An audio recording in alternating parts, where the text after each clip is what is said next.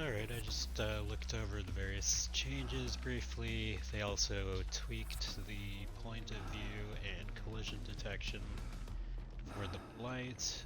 I was actually trying that character out after I decided I didn't give a damn anymore because I was just facing toxic match after toxic match. Read pre-made groups and I was just like, screw it, I'm gonna go with like one of the weakest characters in my opinion. But I actually had some fun with the Blight even though it's just out of control. Couldn't really do much, but I actually scored a lot of points trying. So it might be fun to mess around with the Blight when you're, not playing seriously or anything.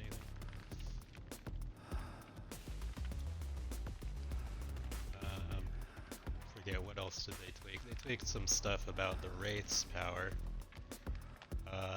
Although some of it's kind of a trade-off, which is why I'm not sure where they're going with the Wraiths sometimes. It's like they made his cloaked movement speed faster and then they slowed down his movement speed even more while uncloaking.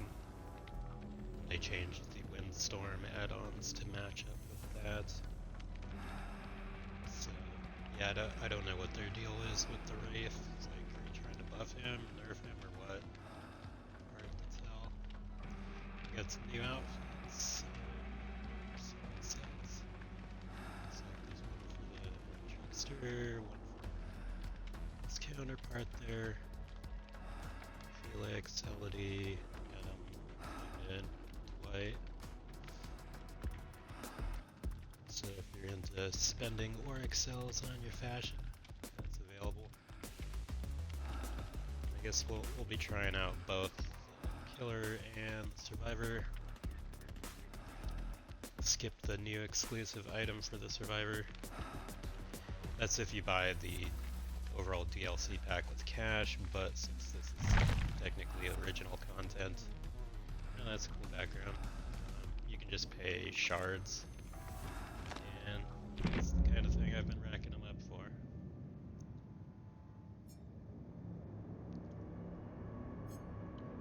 So, but we can take a look at some of the new outfits. Sable Queen. That one's for Elodie. That's a cool hat. Interesting.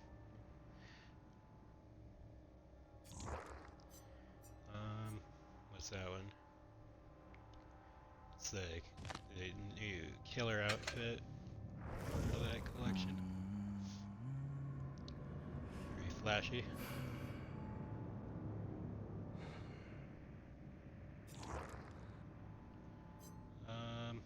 I've heard this guy actually has like in-game voice work too. Maybe I wonder if it's actually during a match. Like Ash has stuff that he says during while he's waiting in the lobby or things like that, but even Ash doesn't say anything in a match, and he's the only character that had voice work up until now. So that'd be cool to have a killer with actual voice stuff. Alright. Dwight still looking like Dwight. Who's that? Fangman.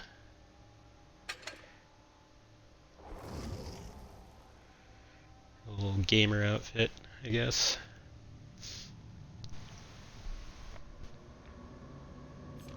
That's cool. Who's that? Oh, that's for the new character.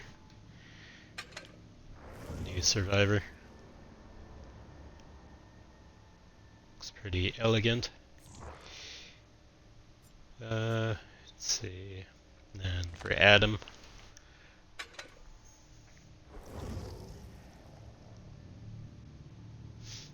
Interesting.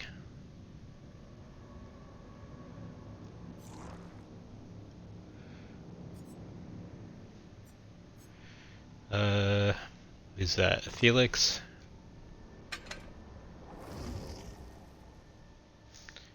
I don't know, they make him look kind of immature with that somehow.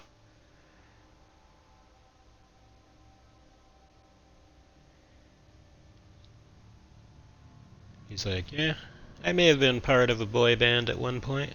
What about it?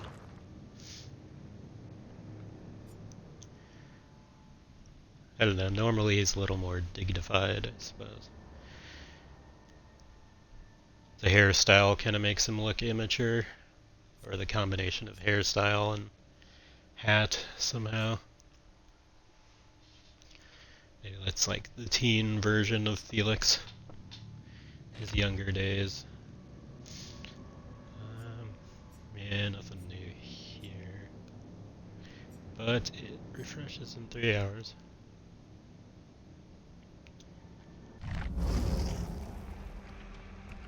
Oh, I think I have a daily saved up I can turn in for more points. In preparation for the new characters. And then, I guess get to unlocking. Can check out a little about the background if we want. I don't know. I'm not sure how long. Some of them are pretty long. He's got the showstopper power. I guess he has ammo with it. Unleashes a flurry of knives with rapid fire speed. Press and hold the power button to wind up and enter the throw state. And then while in that state, you can tap it to throw a single blade or hold it down to unleash a flurry of blades. Throwing the flurry increases control and throw rate while decreasing movement speed. Restock blades at lockers, I guess kind of like the Huntress. Then there's a laceration meter, increases each time they're hit.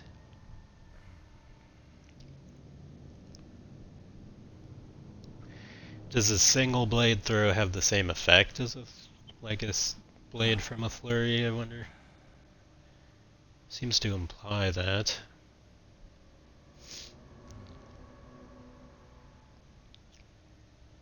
Once the meter is filled, they will lose a health state. So they eventually lose a health state, but it takes a while. It's not like a single precision hit with like a Deathslinger's spear gun or Huntress's hatchet.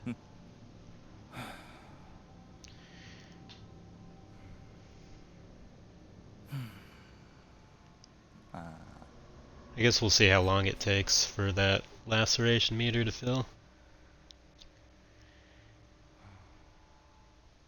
Oh, that's weird. And the laceration meter will gradually decrease if they haven't been hit by a blade for a while.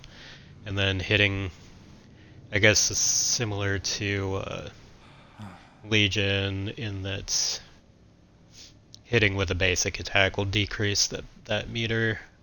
Kind of like how it decreases Legion's power meter temporarily.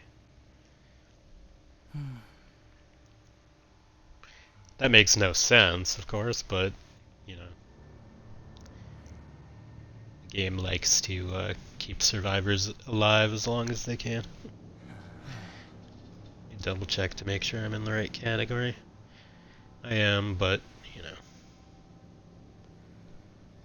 doesn't always matter.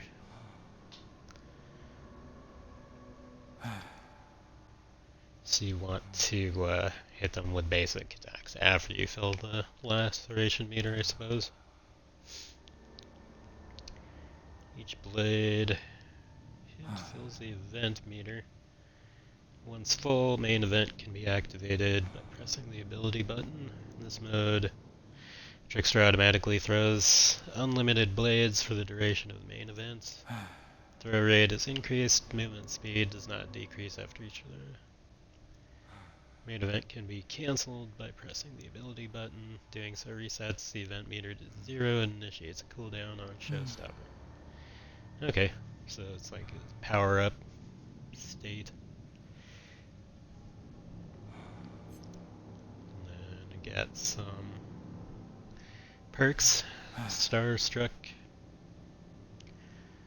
I guess while carrying a survivor, other survivors within terror radius suffer from the exposed effect.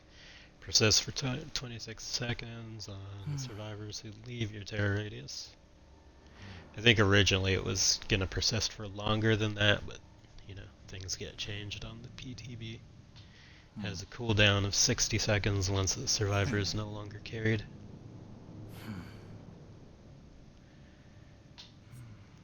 That's cool. Then he has a Hex perk. Although there are an awful lot of Hex perks at this point, and you know, they can get destroyed kind of easily, so it's always hard to say which ones you should really be using.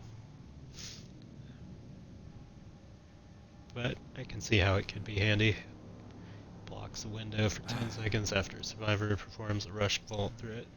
That'd definitely you know, punish those who are prone to abusing those vault areas. I certainly encounter a lot of those sweaty red rank types who just go straight for the nearest like jungle gym or safe loop area, and they just endlessly abuse it. So that could put a crimp in their style, but then all they have to do is find the hex and destroy it. No way out. I guess it gains tokens upon hooking survivors for the first time. And then when the last generator is repaired, the entity blocks both exit gate switches for 10 seconds, plus an additional 4 seconds for each token in your possession. I guess it's kind of similar to Remember Me, only like they can't even start opening it until that gets unblocked. Yeah, I guess it's kind of a trade-off if you want to use No Way Out or Remember Me.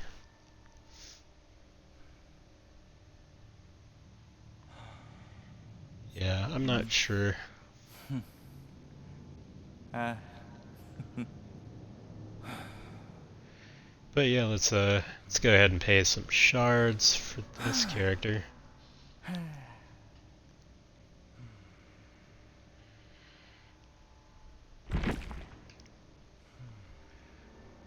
Got 9k. Standard.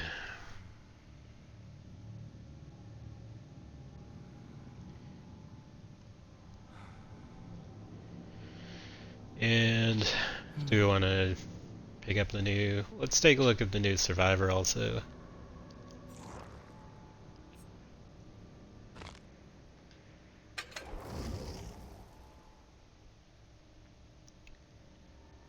Alright, yeah, I guess she's a K-pop music producer who is backing the trickster there and sort of ignoring his descent into madness as he tried to make his performances turn deadly and so forth.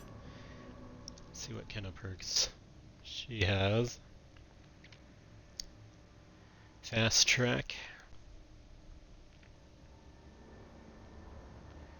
Okay, you gain tokens when other survivors in the match are hooked.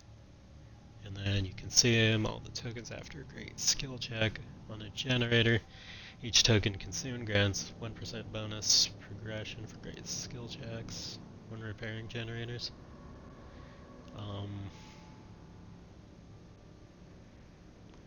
That doesn't seem all that special. I don't know. I mean, it probably benefits over time. You know, every bit helps, but I just feel like I prefer to use perks that have more pronounced value at once, like one larger effect rather than smaller incremental effects like that. It's probably the kind of thing, you know, a Gen Rush pre-made group would have, but if I usually just play solo, so it's not quite like that for me. You kind of have to plan for as many contingencies as possible rather than specializing that much.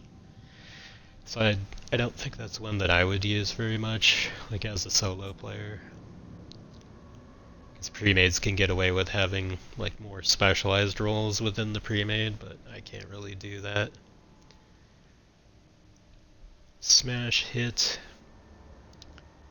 After stunning killer with pallet, you break into its sprint. 150% normal speed, several seconds, and then causes exhaustion for a minute.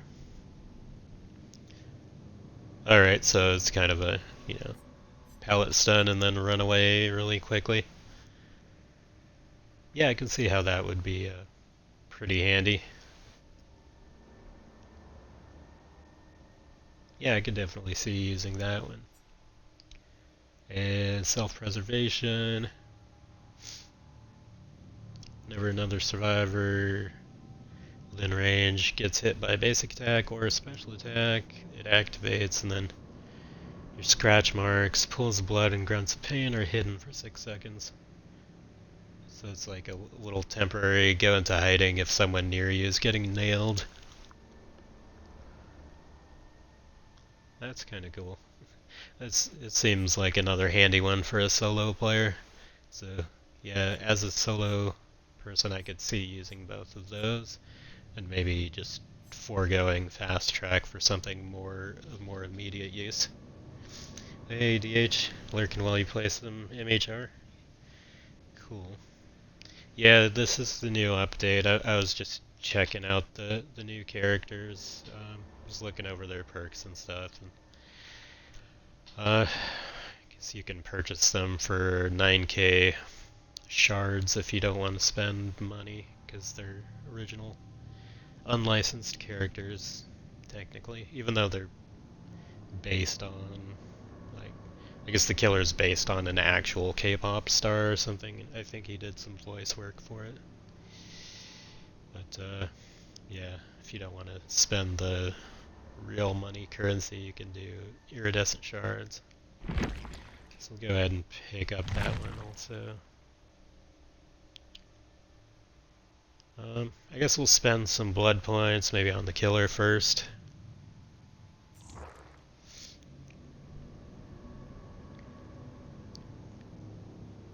And then on the survivor. Or maybe what we can do is get the survivor up to like level 10 and then spend the rest of the points on the killer or something like that. So at level 10 you can equip your 3 core perks. That way we can get some use out of it. It's kind of a cool visual there.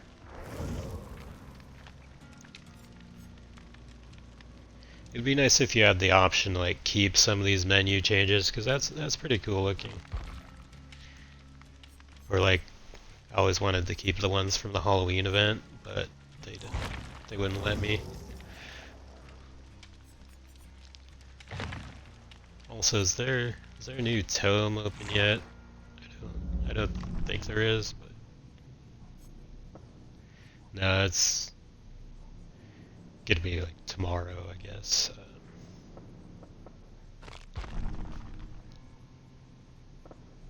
Yeah, I've got the majority of things done on both sides, so that's fine. And I'm not gonna be doing that one, so I might as well de-equip it.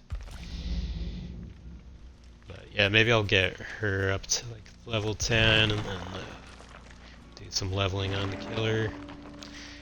Whenever a new killer comes out, the killer queue times are actually usually really bad, like abnormally so. Normally they're almost instant, but we'll try both sides and see how it is.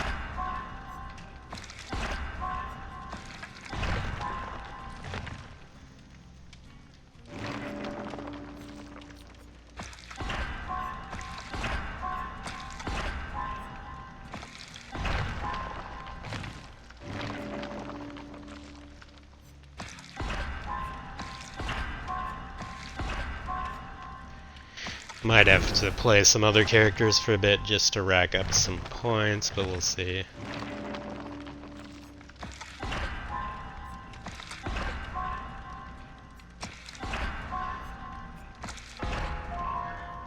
Some characters are better equipped to earn points than others.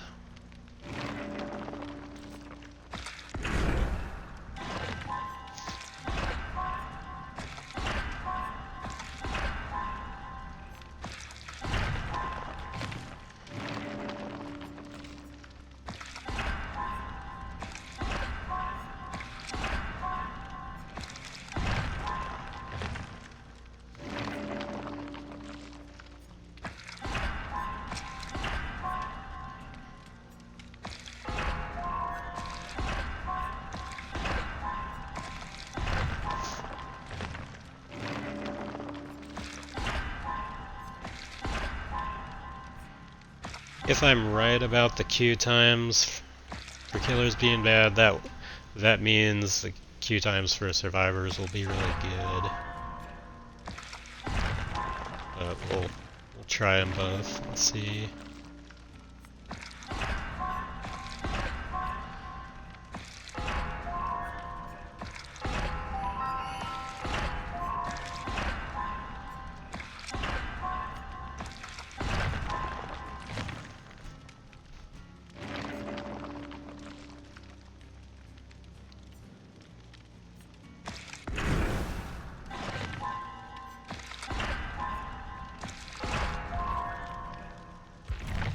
Alright, so we got around 750k left, and we'll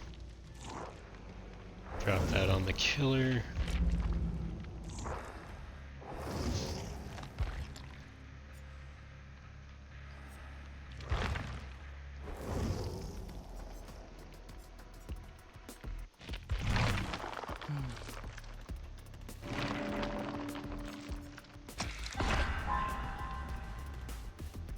See what the various add-ons do. Increase movement speed while throwing blades, for example.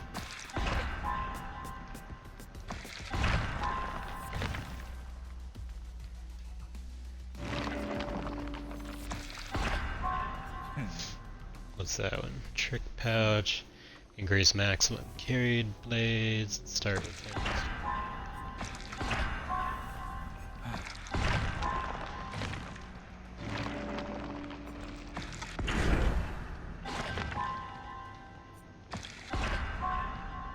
Lucky blade increases laceration meter, decay duration when out of blades. Okay.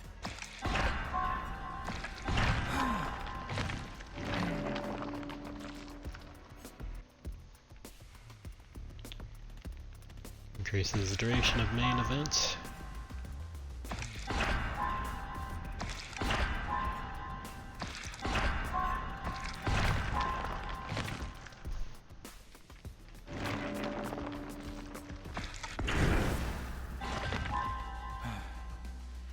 What's that one do? Bonus blood points for showstopper score events. Moderately increases each survivor's laceration meter.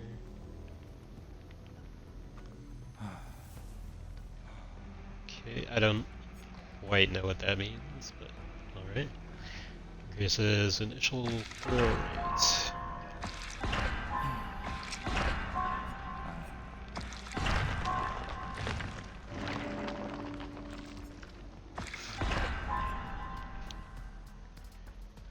Increases duration of main event.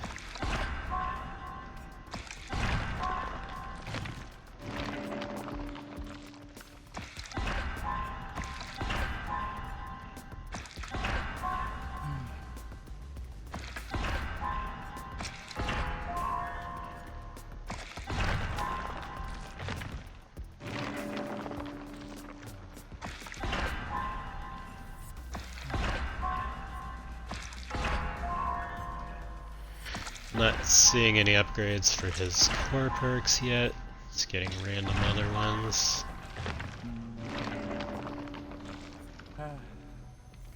Trick blades. Blades ricochet off the environment twice, and ricochet hits grant bonus blood points. That's cool. And then moderately increase movement speed while throwing blades.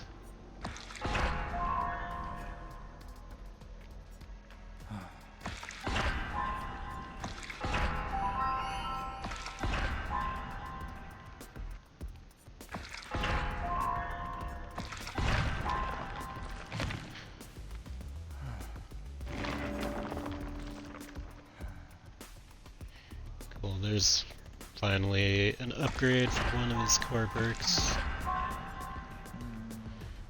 The no way out thing where it blocks the exit gate switches.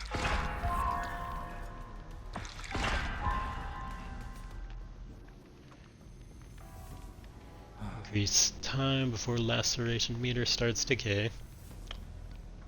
Alright.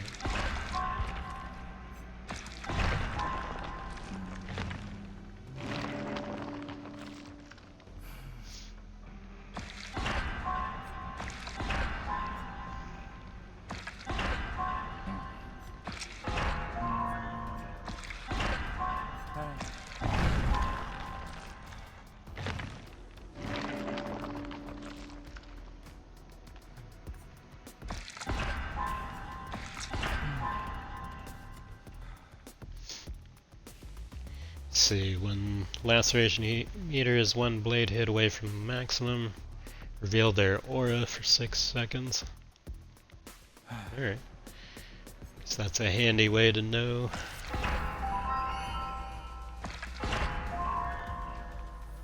When that meter is almost full.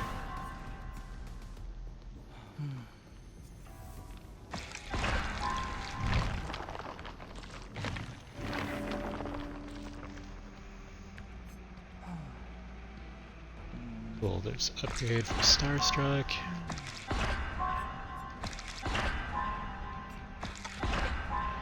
That seems like a good one, especially with all the body blocking and stuff that goes on. That's the one where they're exposed if they're too close to you while you're carrying someone.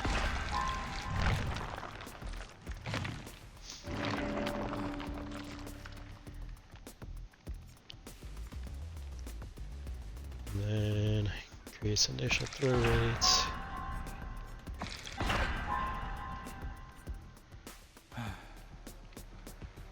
Increase maximum carried.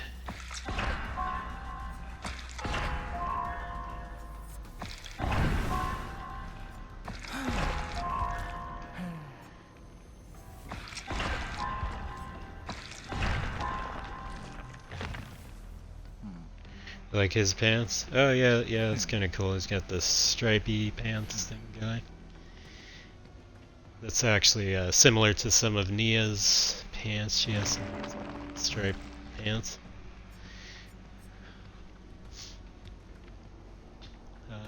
Hex crowd control upgrade. Yeah, I can see how that would be a good hex totem, although there are so many good ones to choose from, and they can be destroyed so easily. Decrease each survivor's laceration meter. So I guess decreasing the meter is a good thing. I guess that means the ones that say they increase the meter is a bad thing.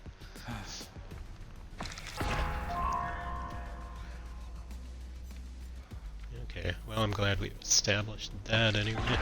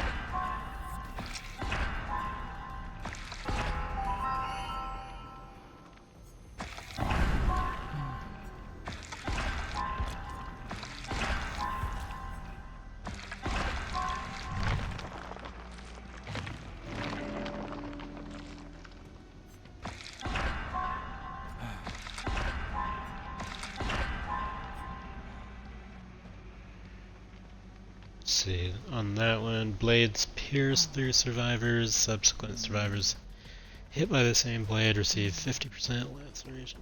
Alright.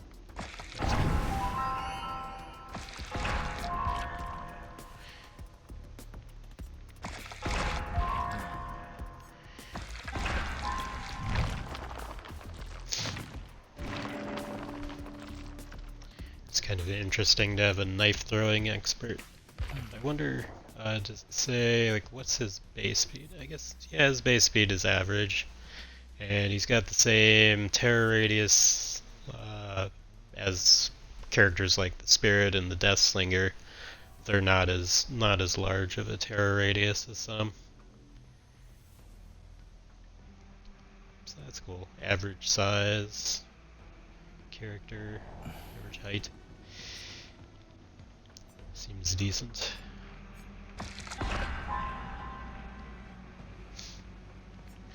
Sometimes I like using monitor and abuse on characters like that have the little bit smaller base terror radius, because then you can sneak up on people a little bit better. Let's see, Shadowborn or Lullaby.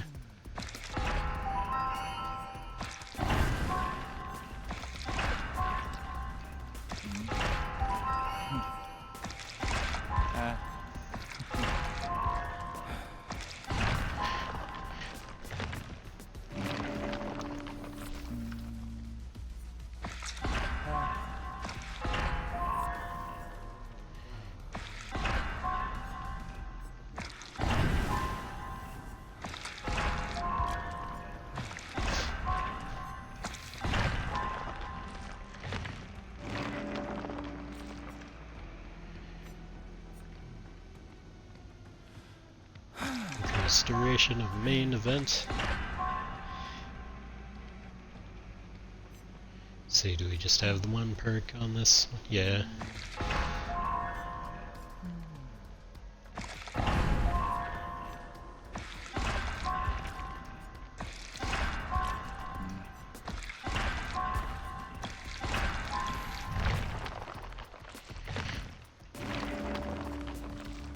Not sure what level we'll end up getting to. Maybe, probably level 30 at the most with the points we have. And the queue times may be pretty bad for killer right now. It usually is when there's a new one, but we'll try both sides and see how it compares.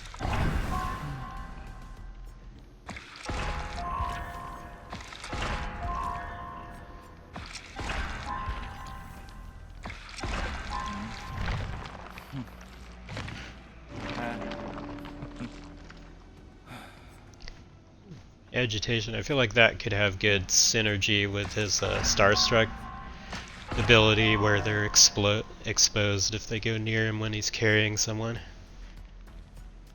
So that speeds him up while he's carrying. And it makes his terror radius larger while carrying. So they get exposed if they're anywhere near him. And he's a little faster.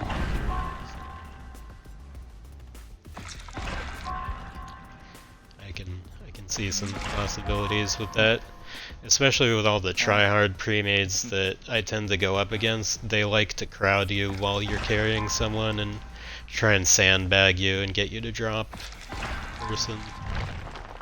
So having a way to punish sweaty people like that would be nice.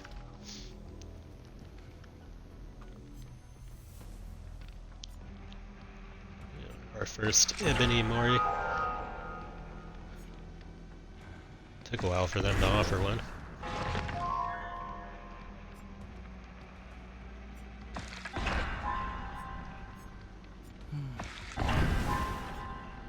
What's that? Edge of Revival album. Blades shatter when hitting the environment, dealing 50% laceration to nearby survivors. It's kind of similar to the piercing thing. If they get like a secondary hit on them, they get 50% of the laceration value, but that's kind of cool. So if you miss, it might shatter near someone and still do something.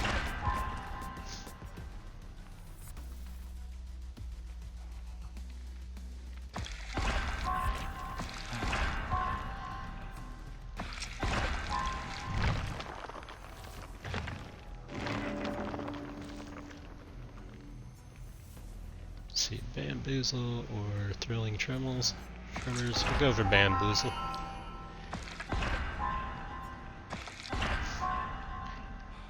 I guess that might have decent synergy with his hex that will temporarily block vaults.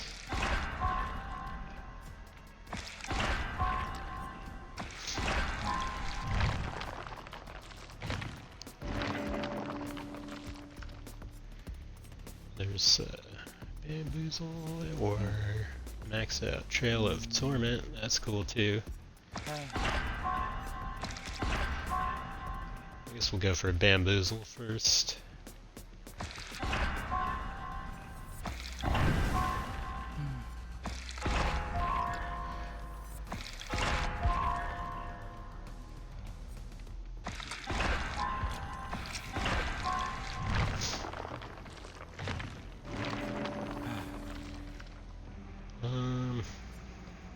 see. Save the best for last. Oh, what's this? I haven't seen any of his ultra rares yet. Death Throes compilation. Laceration caused by blades based on proximity to the target, starting at a minimum of 50%. Each blade hit increases laceration caused by blades to a maximum of 200%. Once a blade misses, the laceration caused by blades is reset. Okay, so with that one, it pays to be really accurate. So you might want to do more of the single throws rather than spamming them. Because I feel like if you do the flurry, you're gonna miss a bunch too. So I don't know how cool that is really, but we'll see.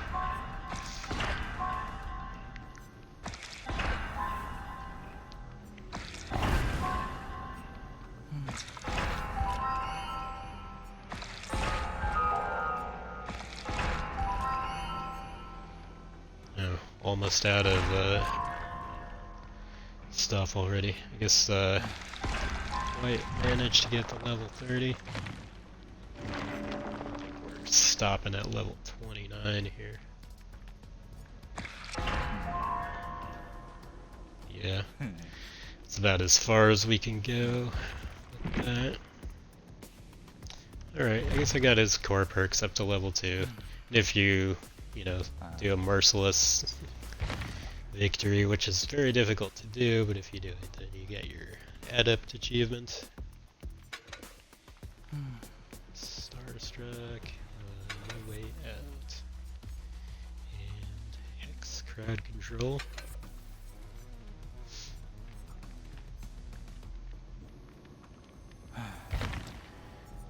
He's got some add-ons.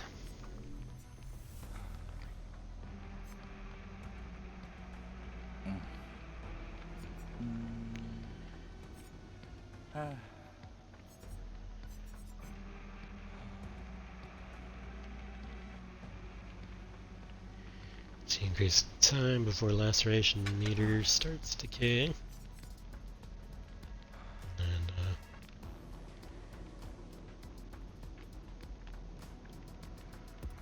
try the piercing blades one.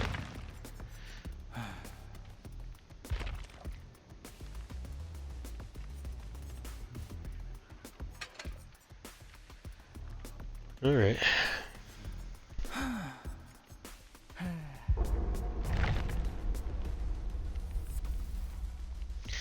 No idea what the queue time will be like.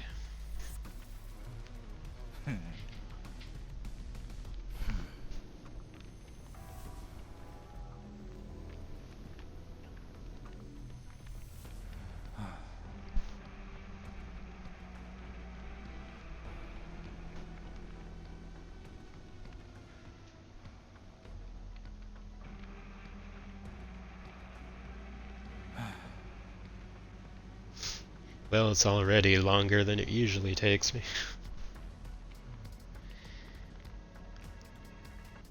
And yesterday I was getting queue times of a few seconds as a killer. Of course, then I have to go against a group that's got like 3 or 4 red ranks in it.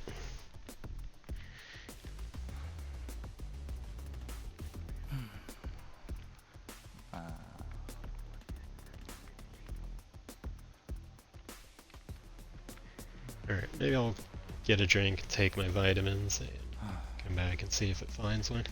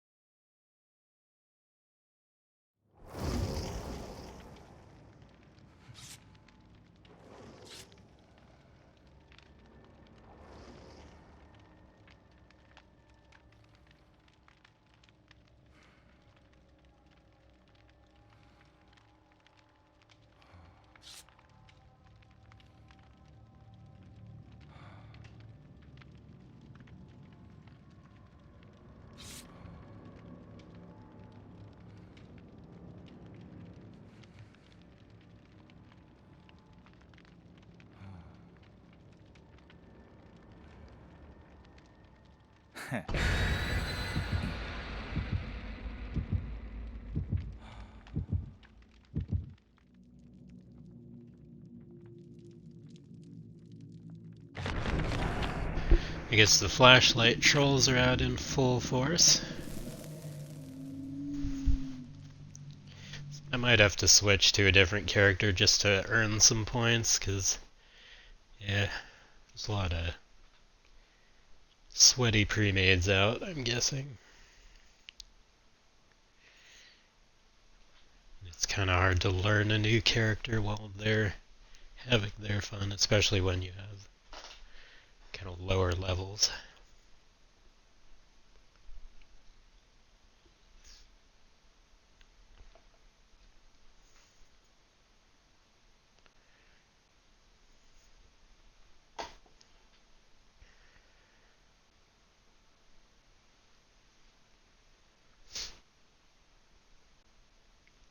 Okay, so laceration meter decays slower if they're sprinting. Good to know.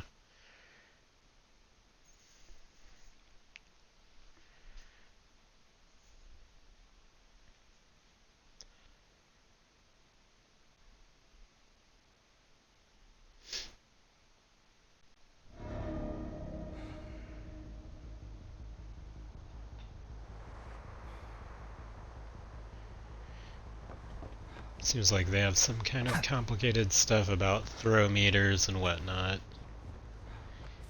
There, I didn't quite understand it, but...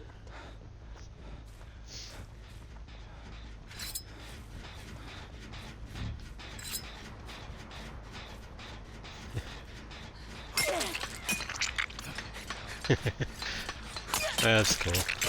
I'm just kind of figuring it out.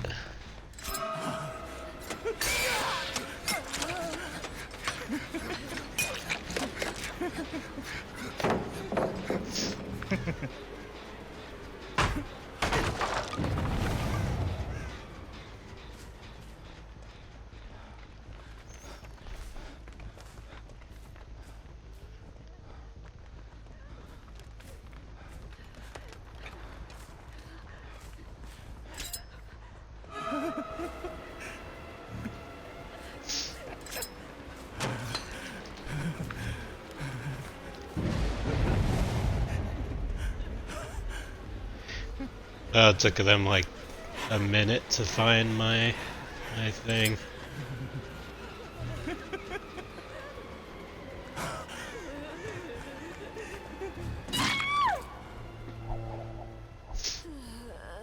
That's kind of a cool animation. Little spin there.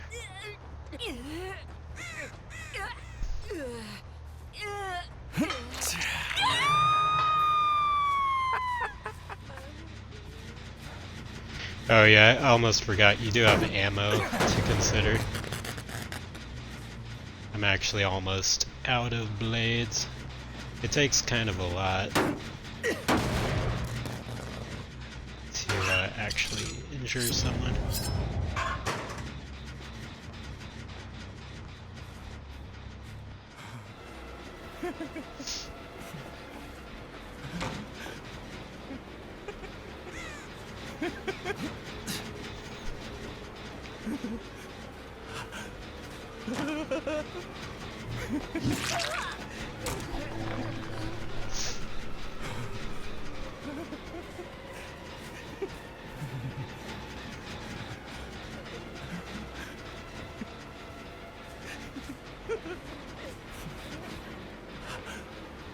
This person's being sweaty as shit.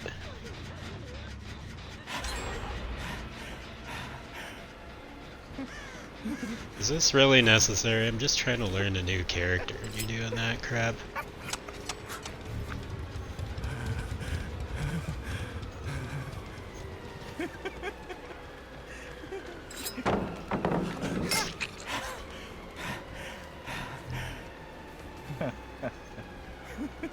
Yeah, they want to be sweaty.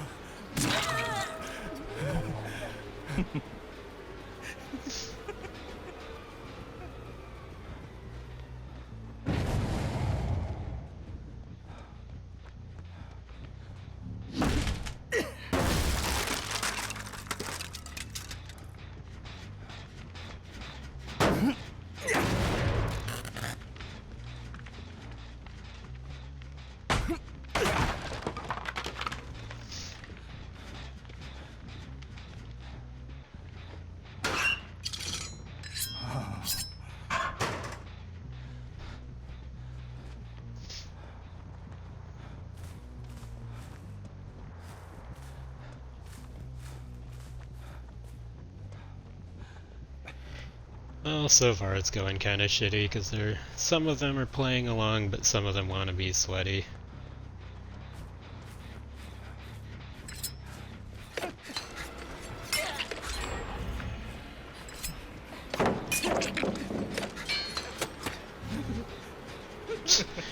That's cute.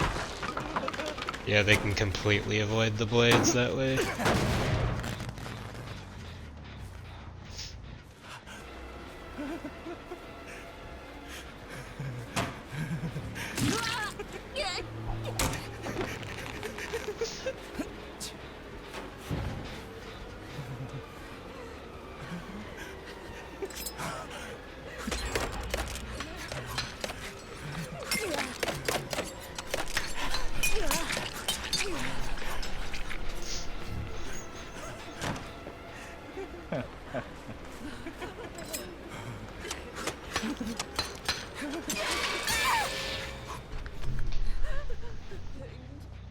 That's cool, I actually managed to down someone with that finally. I completely ran out of blades though. So it takes a lot of them to do that.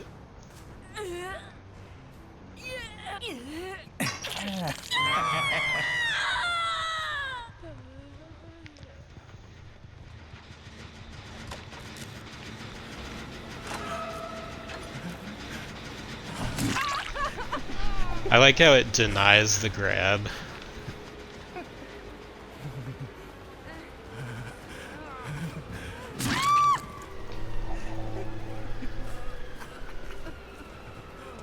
That's a really cool spin. I like that.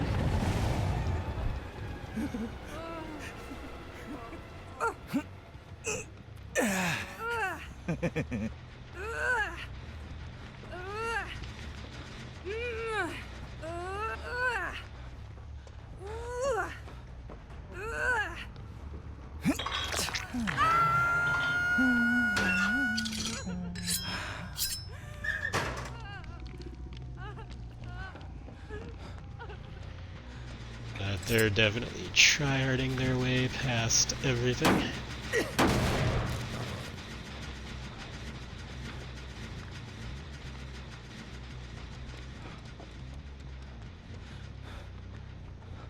I don't care. I'm just playing casual, but it's kind of sad the way some of them are being super sweaty.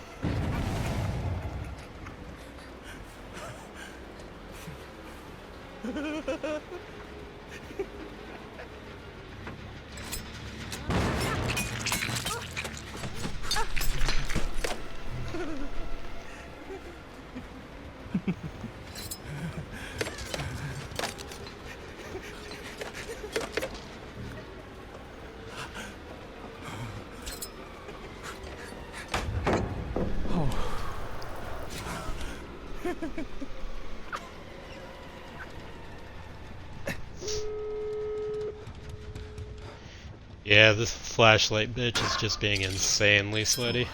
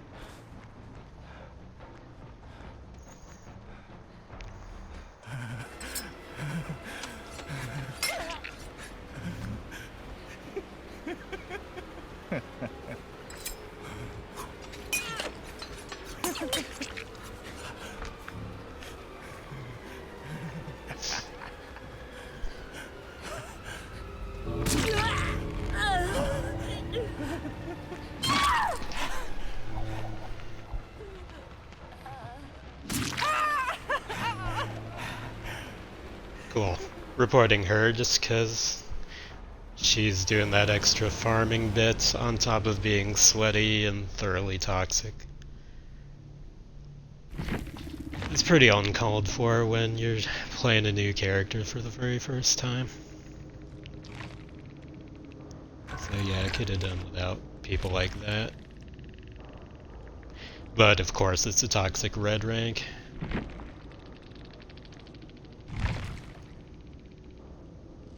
And that one's pretty toxic too, so both reported.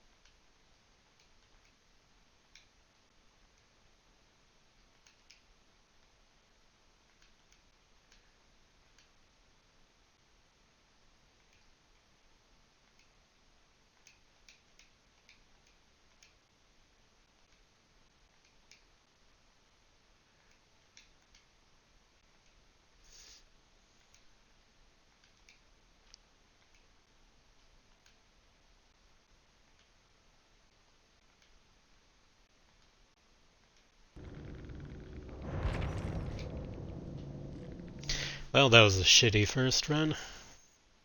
But yeah, the tryhards are all out.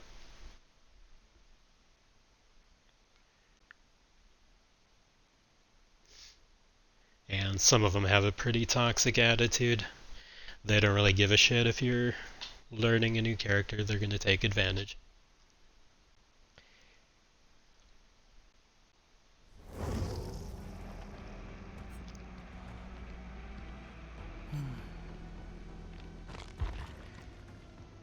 Well, maybe let's take advantage of them for a bit.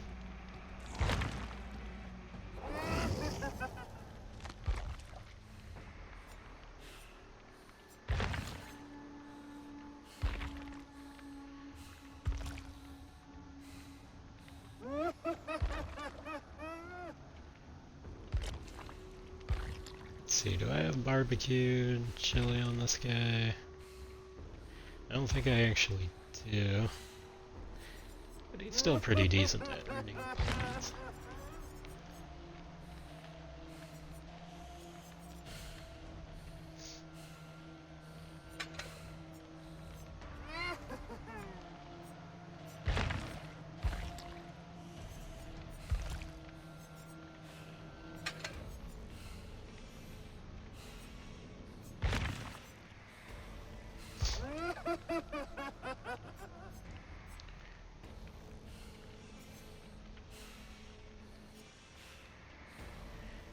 I guess I do have it at level 1.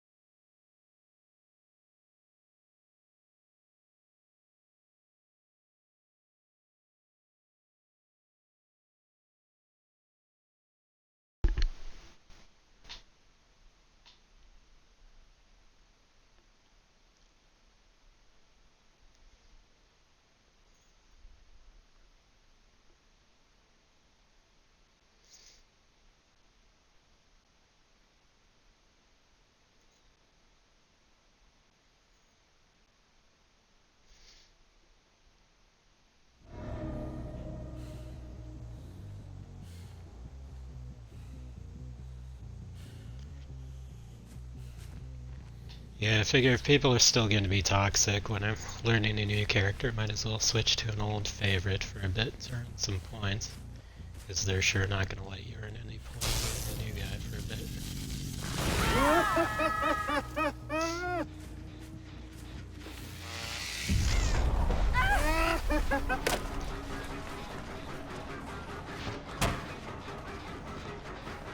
Well, impressive amount of hit denial there.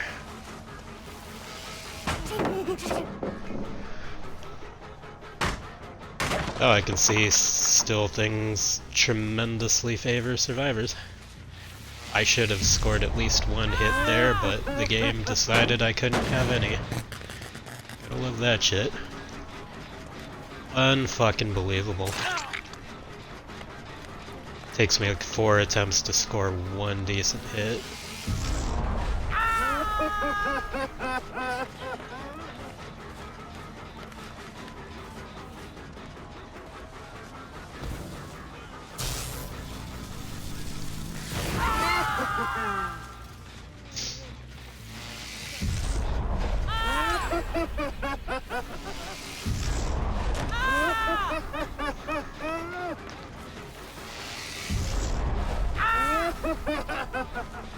Yep, sweaty motherfuckers all.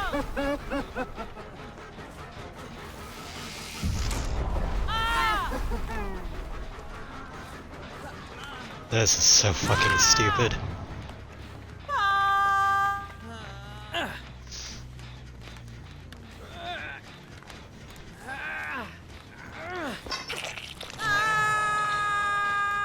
Just more sweaty assholes.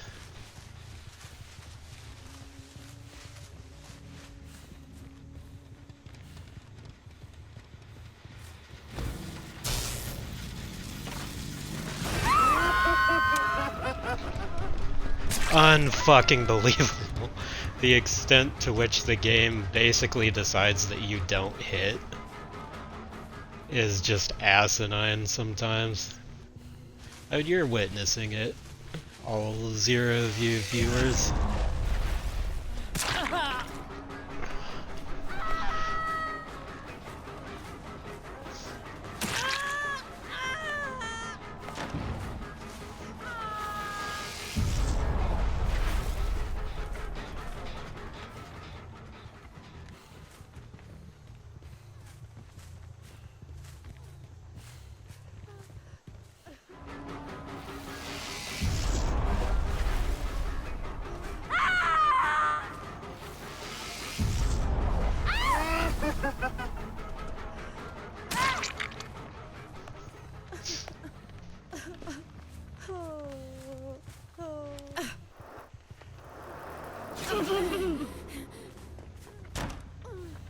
Yep. It's sweaty time, apparently.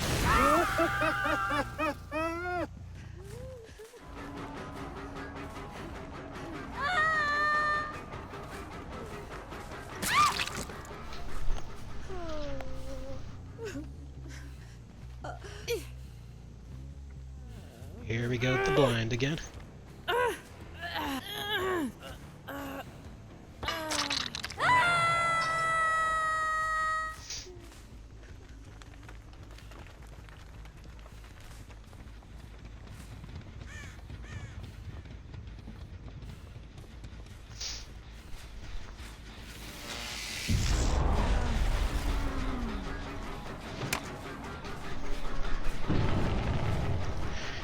Good old constant hit denial.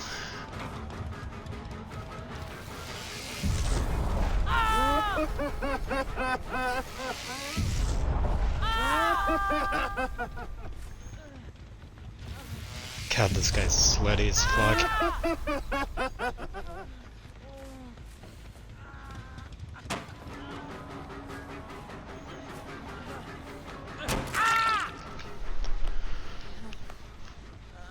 Just had to let him do the vault because the doctor can't actually stop him from doing that loop effectively because you have to slow down to do it.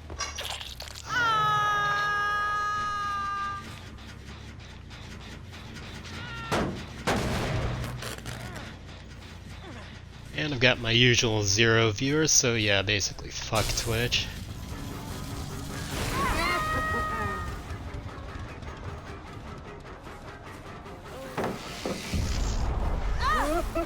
Nice pallet camping. Takes no skill, but whatever you say.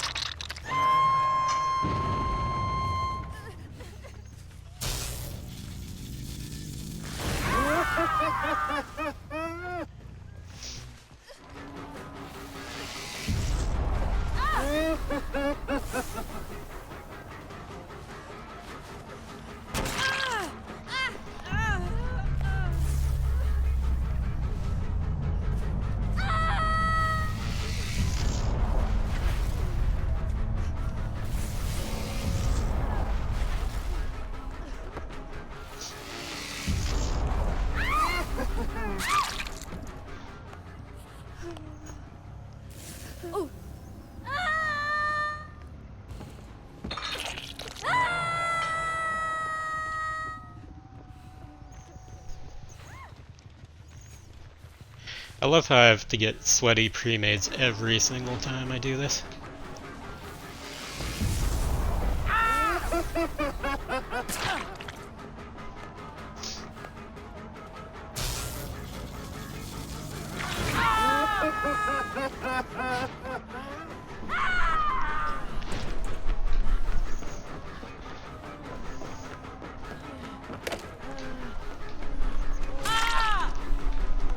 Fuck you.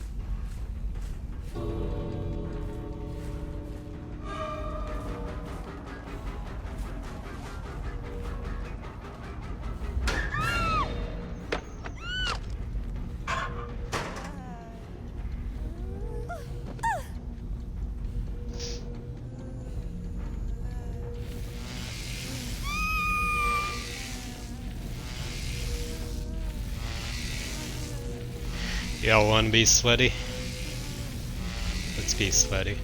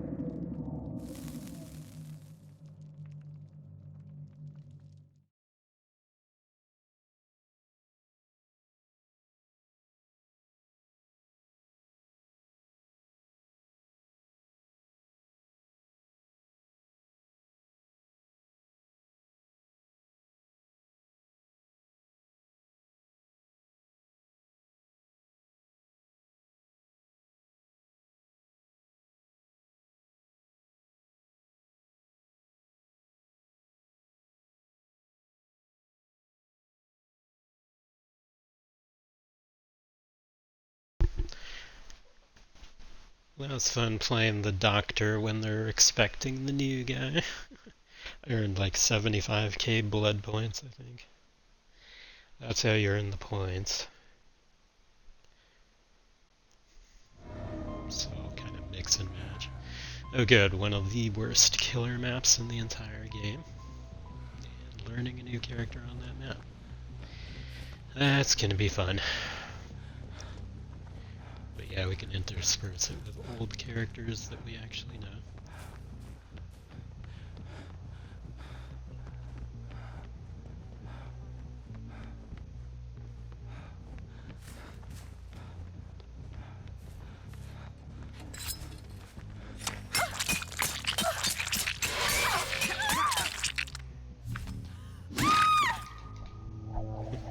Thanks, I appreciate you playing along. So how many blades did that take?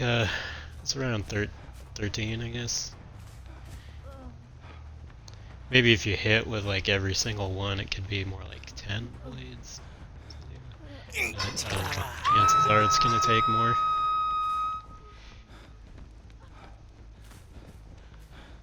But I appreciate you making it a little easier on me.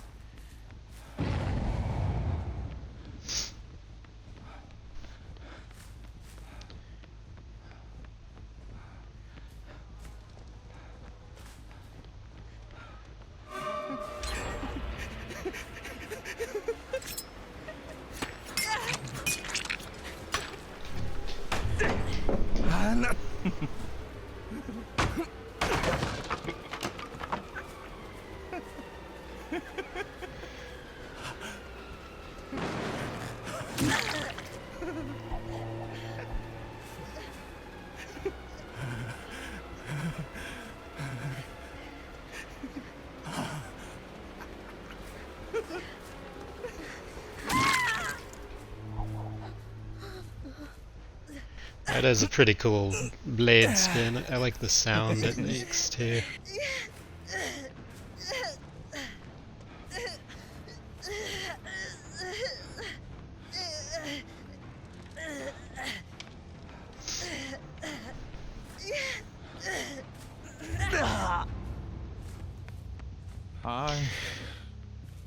Had kind of weird luck as far as hooks being nearby.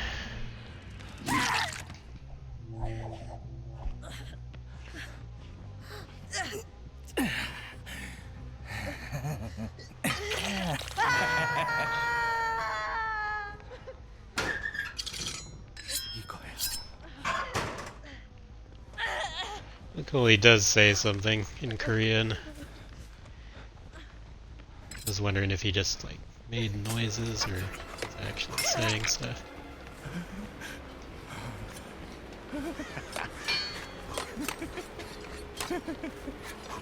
Managing to miss with every single blade.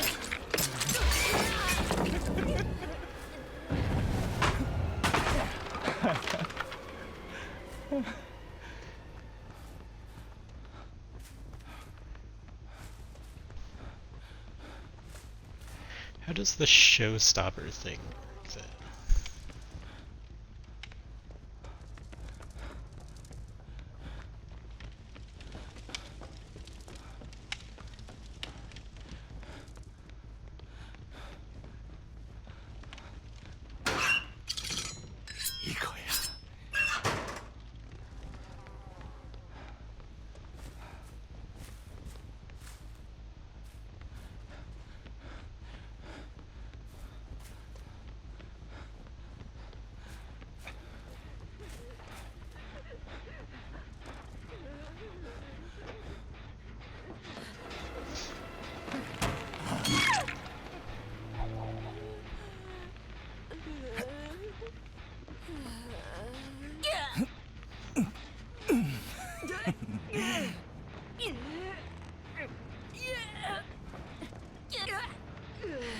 Yeah, that blade spin is super cool.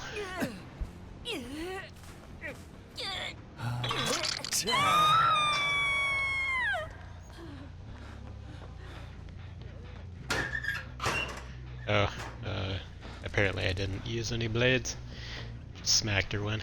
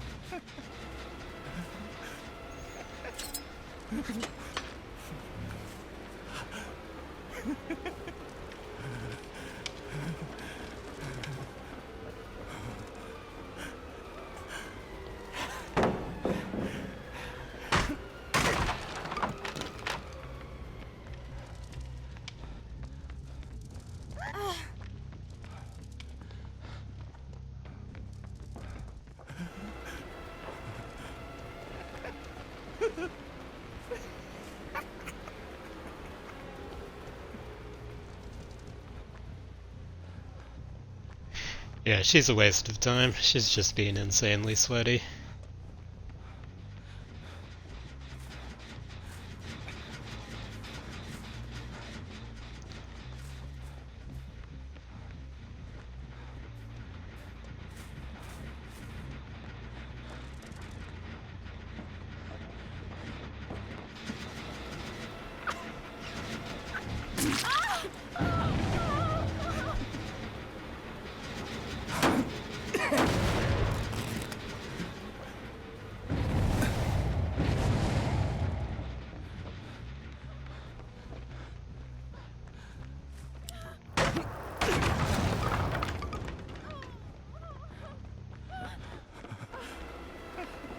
She thought that would slow me down.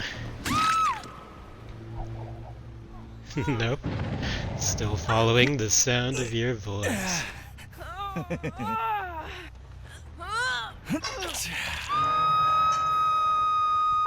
It's music to my ears.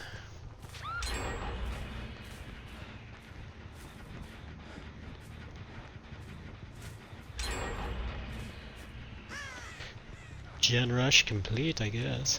Pretty much.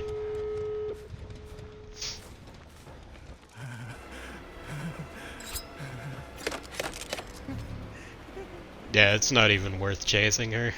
That's the sad part. She's that sweaty. It's just, there's no point. She just heads safe, right for a safe zone.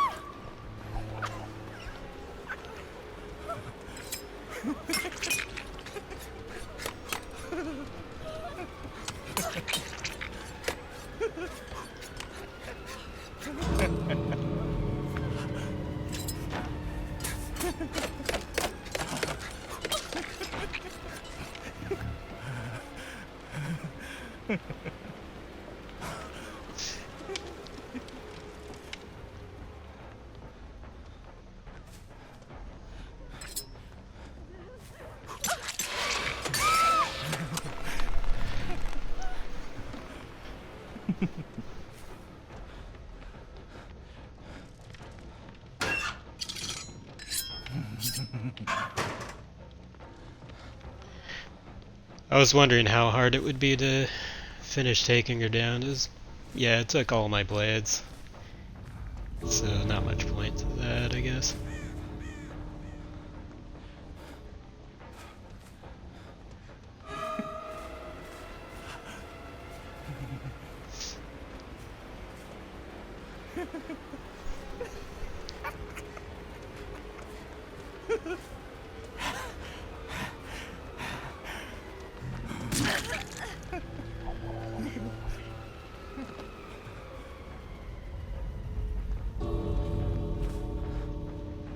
Alright, well, whatever.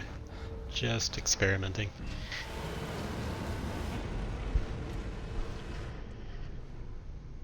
People are always super sweaty when I go up against them. I always get the sweaty pre-mades, so if you want to learn a new character, you have to basically fail game after game. And of course, red rank with brand new part for the win.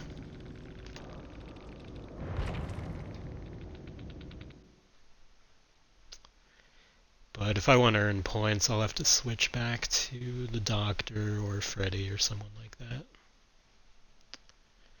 And I would like to level this character up some more, and then level up the Survivor also, so I need more points.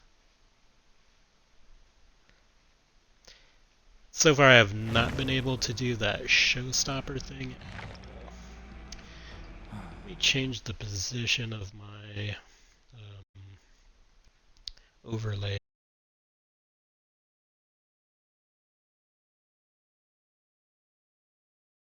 Also, alright, I think that should work better for the broadcast bar position. So I am not seeing how I can trigger showstopper at all. It doesn't seem to work.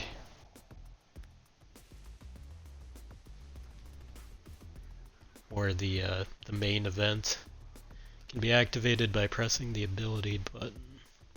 I have not been prompted to do so.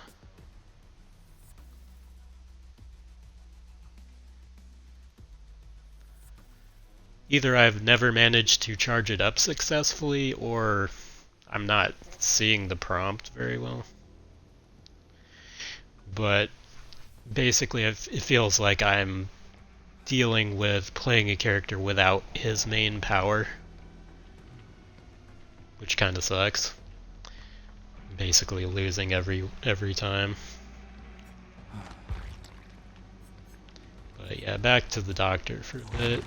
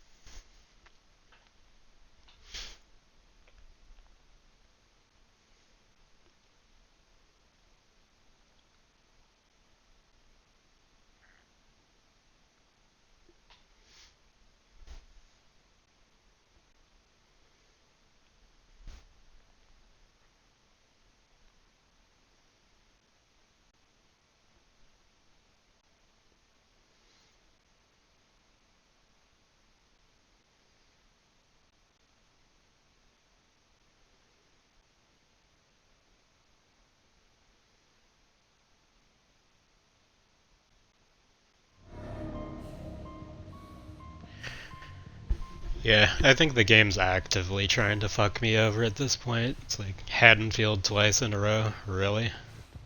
Really?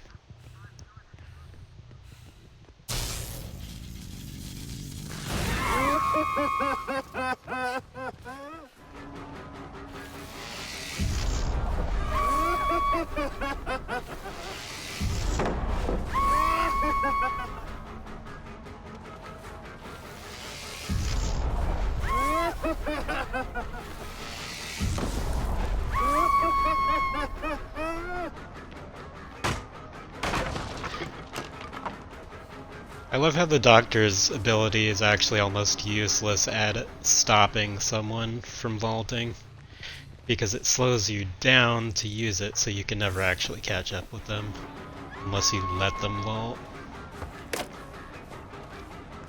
Of course I missed.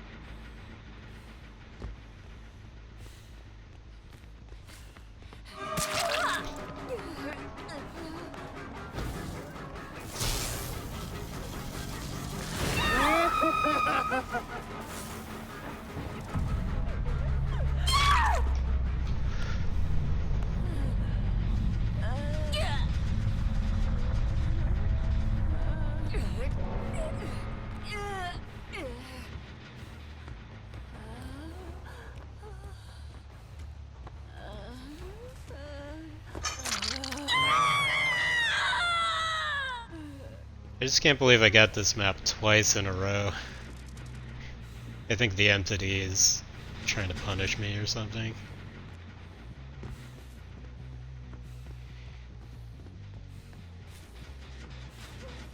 I mean, really, entity, really?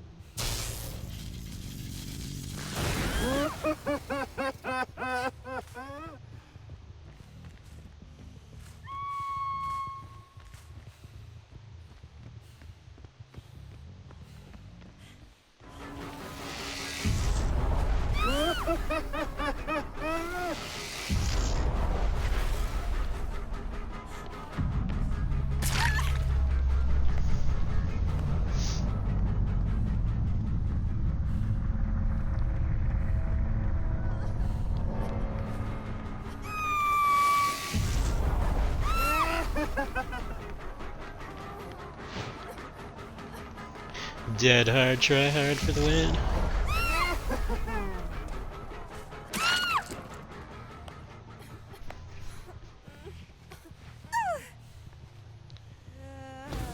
Yeah, it's kind of hard for me to earn points while learning a new character, so sometimes I need to switch to the doctor or someone else like that.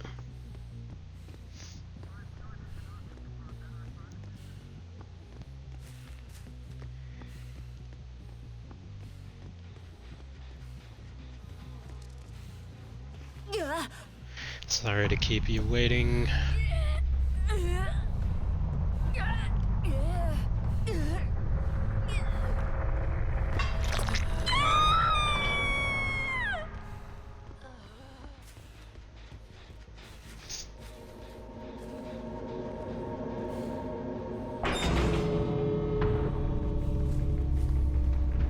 I still don't know how to get to the point where I have the main event power of the new character. I've never been able to trigger it, so I feel like I'm playing a character without his main power when I play him.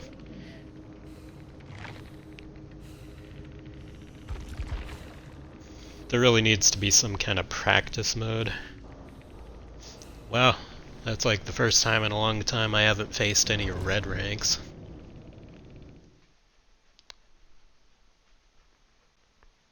I guess more people are playing in general today.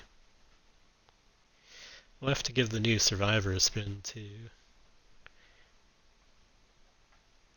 But I only have her at like level 10 right now.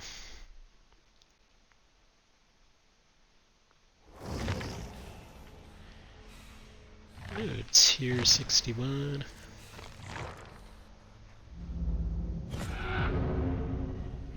What's that? New killer charm. It's kind of lame looking. Oh well. Knife-shaped icicle may be effective at killing snowmen. Well, if you read Edgar Allan Poe, icicles can be effective at killing a number of people, rather mysteriously.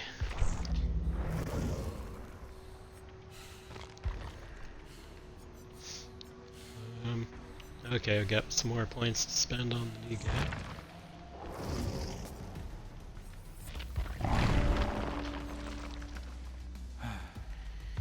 Let me refresh my memory of how the power's supposed to work.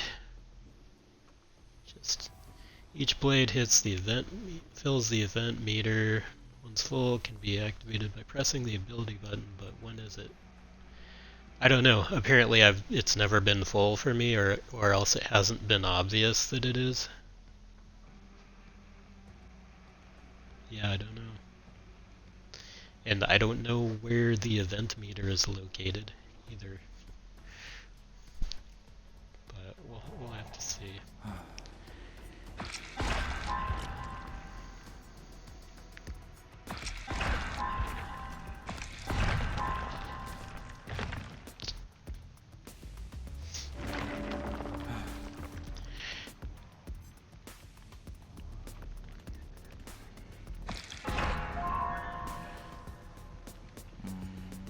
Let's see. Got Franklin, so that's cool.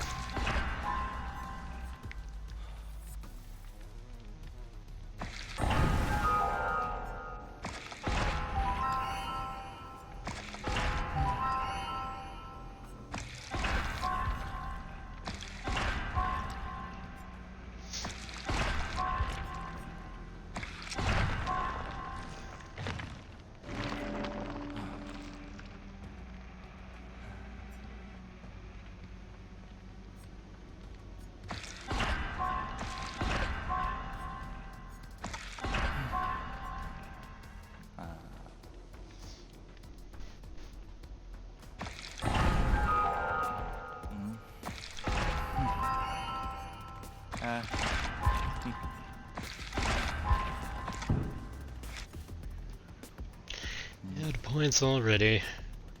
Alright, I guess I can give him another go. Let me just take a quick bio break and then I'll get it started.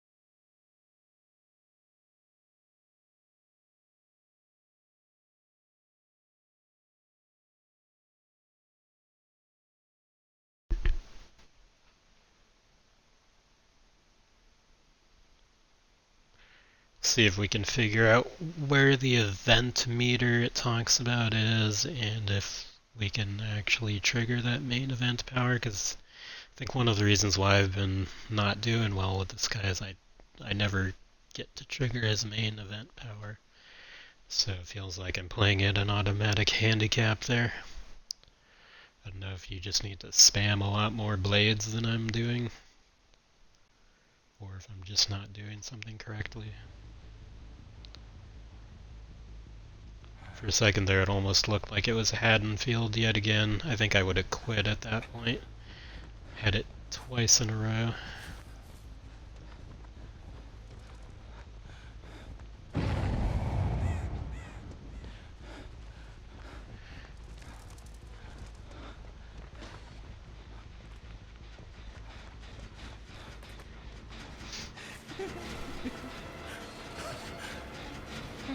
Yeah, let's go ahead and bust this up first.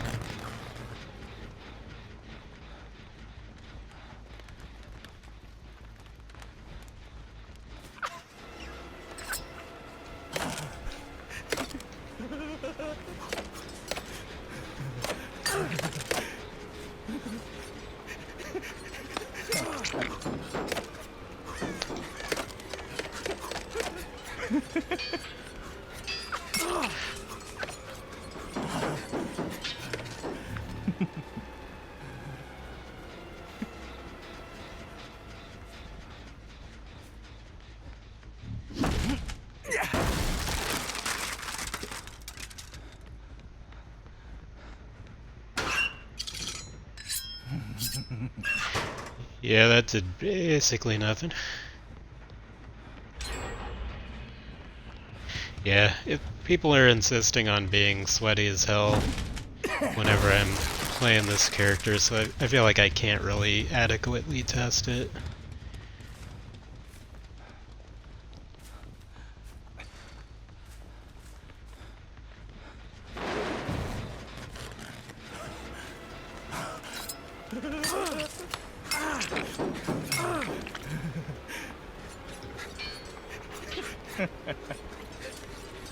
This guy's just insisting on being ultra sweaty and like line of sighting everything.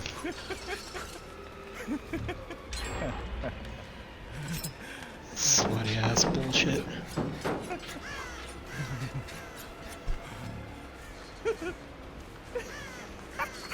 Yeah, there's fuck all I can do about that.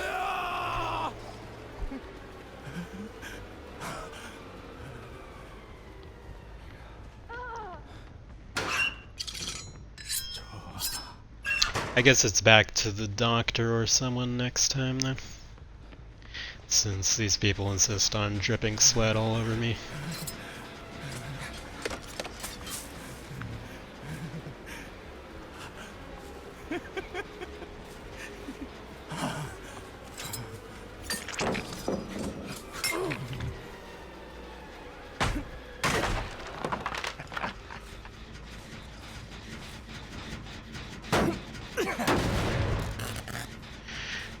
It's like people in this game can't chill for even a second. They always have to be like ultra toxic and sweaty and trolly.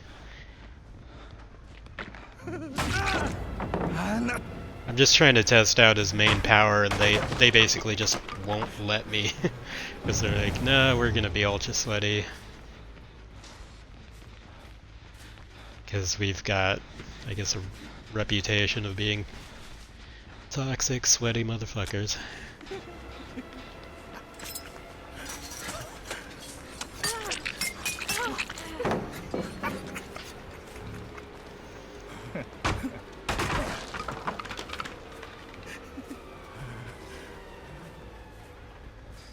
And like, by the time you catch up to them, the meter is down anyway.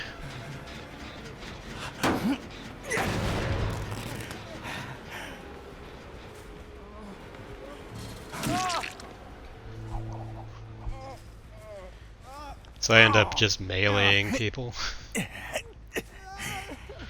Yeah, the power decays too quickly, the laceration meter. I'm 3 gens down and I've hooked 1 person. So, pretty shitty so far.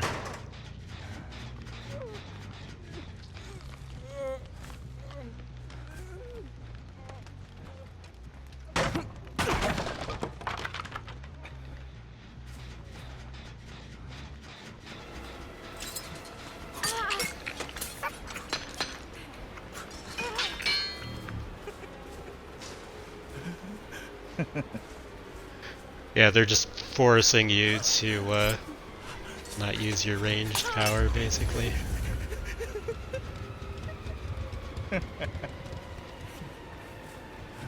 because they're just endlessly...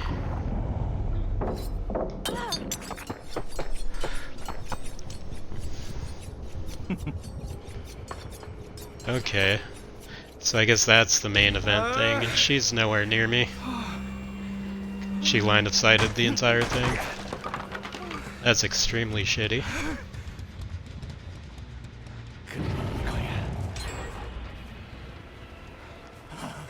Yeah, this character's not that great from what I can tell. Yeah, they're just line of sighting every bit of it. This is fucking asinine.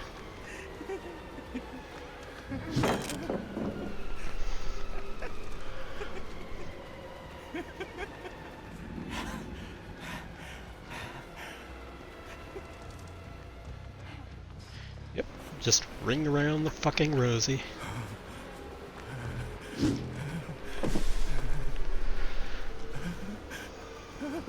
This is so dumb.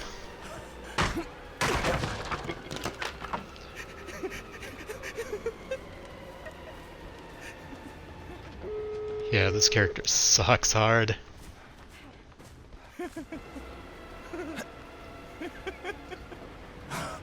Especially when you have to face red rank assholes every fucking time.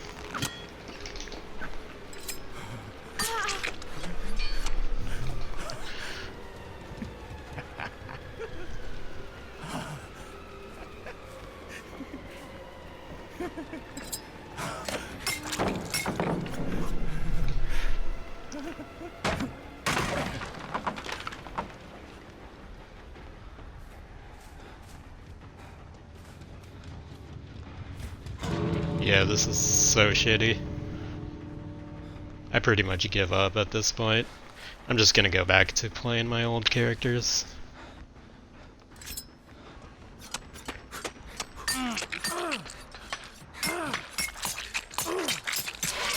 Yeah, I'm reporting all of them. Here, be right back. But yeah, if you want to hang out and teabag and farm points and refuse to leave, then I'm reporting every last toxic motherfucker among you. But for the time being, might as well test it out a little more.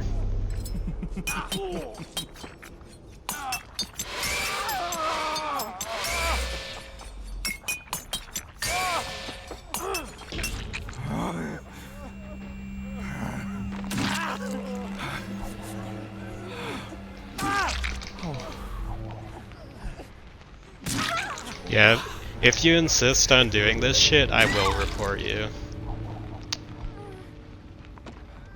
That's farming, idling, taunting, refusing to participate in your main objective, etc. So many rules broken in one fell swoop. Like, for those of you who hang out and teabag in the exit gates insisting to be forced out, you're breaking, like, almost every rule in the game in terms of the conduct guidelines, which of course they don't enforce, which is why people keep doing it. But yeah, I'm reporting all of them and Mori listing them. I will either never play them again if I see them, or I will be as toxic as possible to them. Because I'm sick and tired of people being just toxic assholes when you're just trying to learn a new character. It's not okay at all. Especially when I have to deal with multiple red ranks as a green rank. That is also not okay, but we can thank our friends at Behavior for that. They should just call themselves Toxic Behavior and be done with it.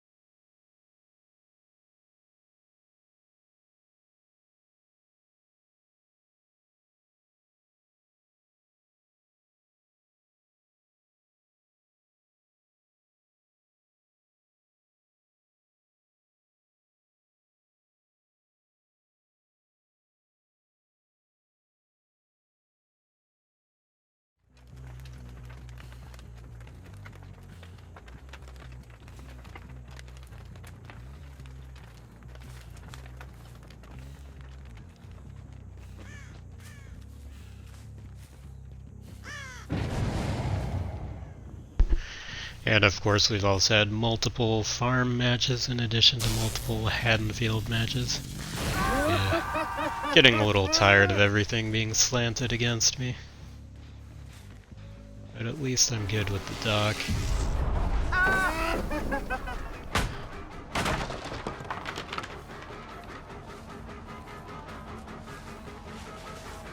And then they go straight to the nearest safe loop, so it's a waste of time to chase them at that point. Had to learn that the hard way.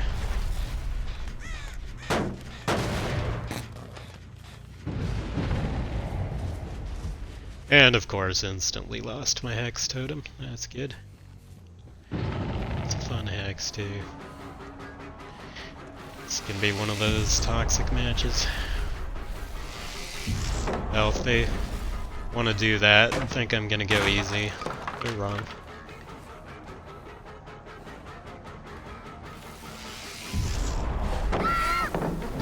Yeah. Camp those pallets, bitch.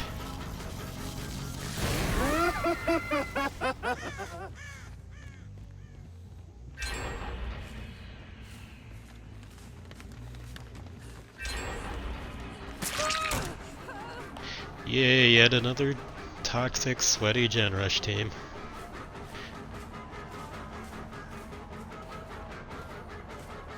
This is no environment for learning a new character, that's for damn sure.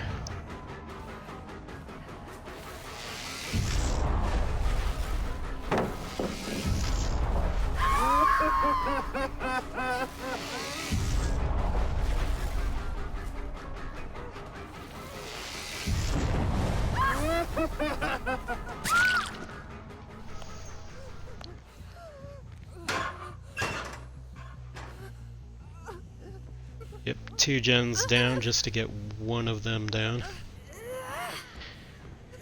Just ones I'd like to face, or just a group of randoms.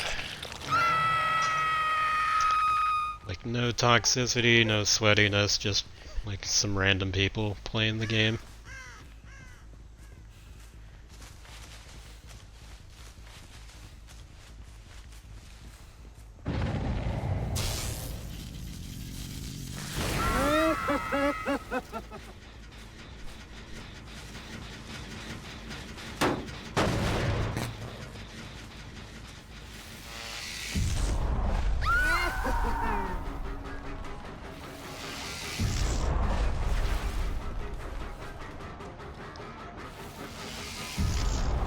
Yep, gotta do that loop the exact same way everybody else does it.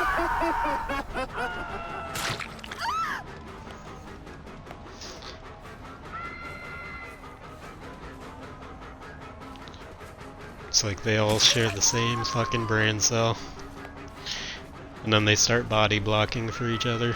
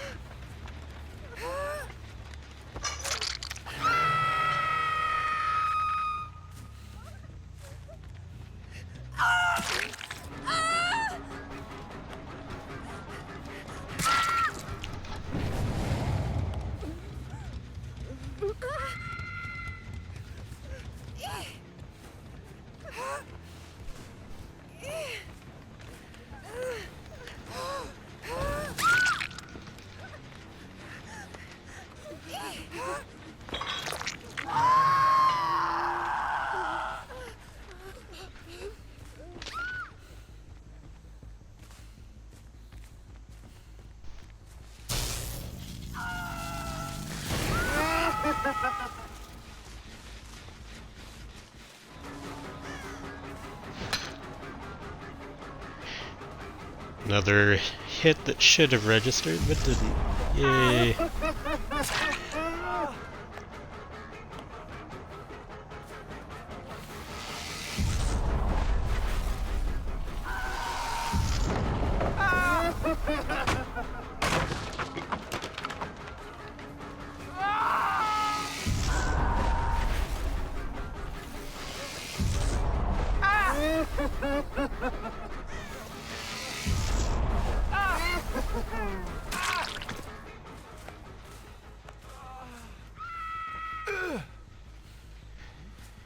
Like I said, don't expect me to go easy on you if you're gonna be that sweaty in the beginning.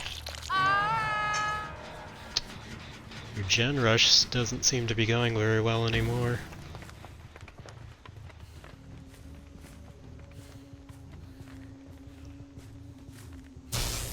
Kinda miss my totem.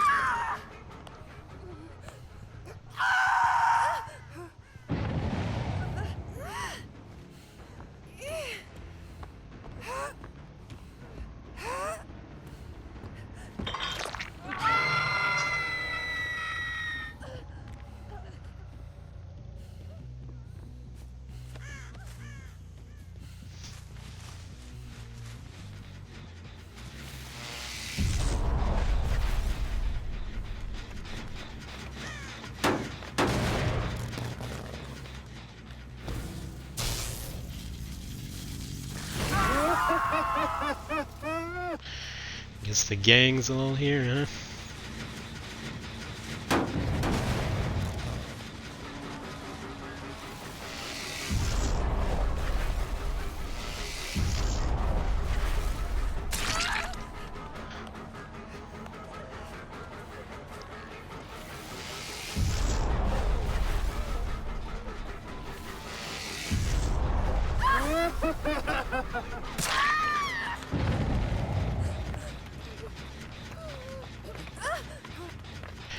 Good old Blendettes, the ultimate cowards.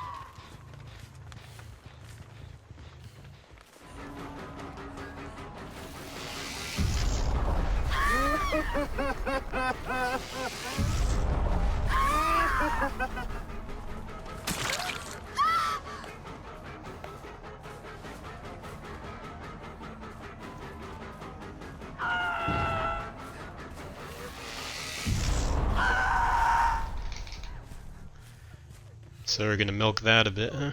Cool. Realize that's basically exploiting. You will be punished for that.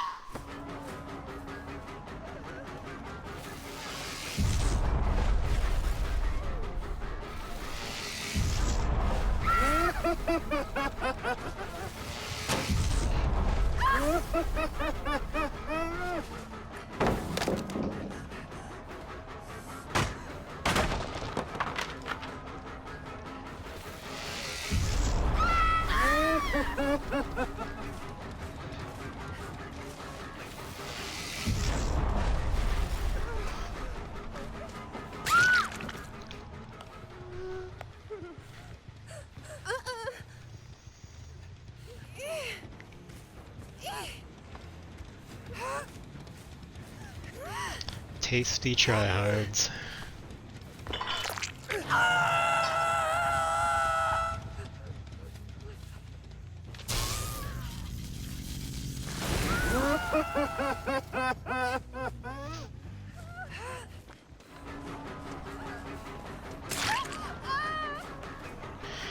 Obvious pre-made is indeed obvious.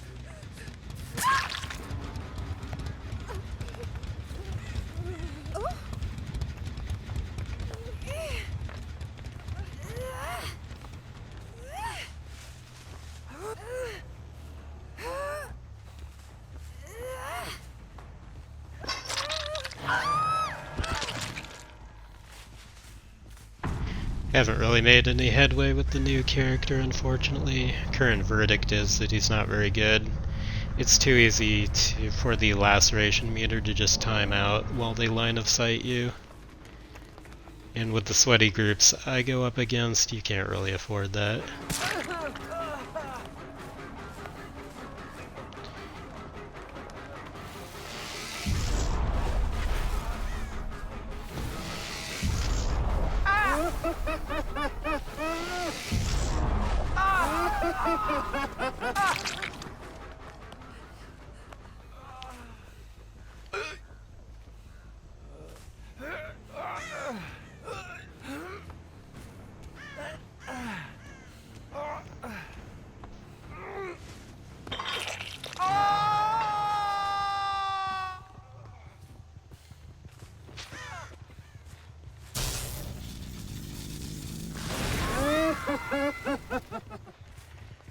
Yep, immediate rescue. And then he's trying to get you to hit him while he has borrowed time active.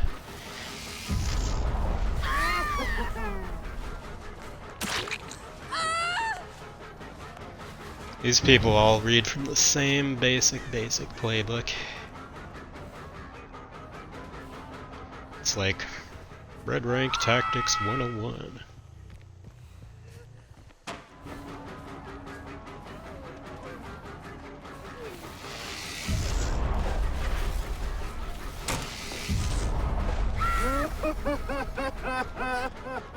And then we gotta play a ring around the Rosie here for a bit. No?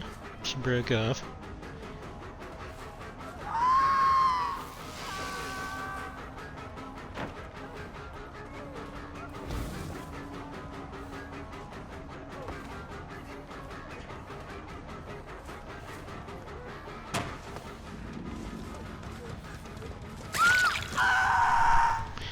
Every move is just so fucking predictable.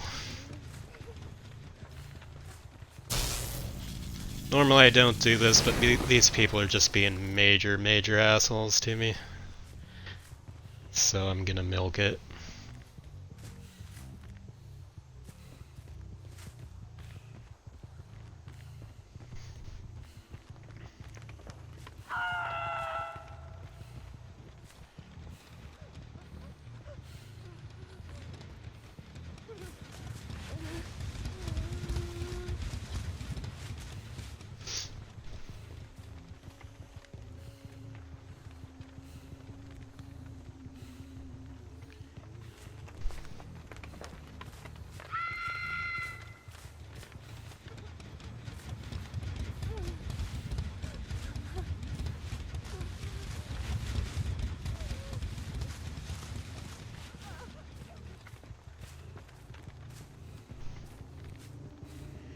So everybody's gotta be a sweaty dick.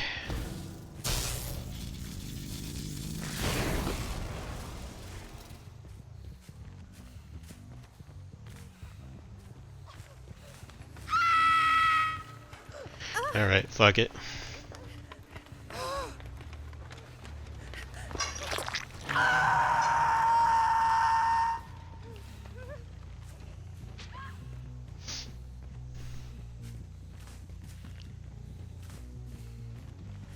And of course she suicides.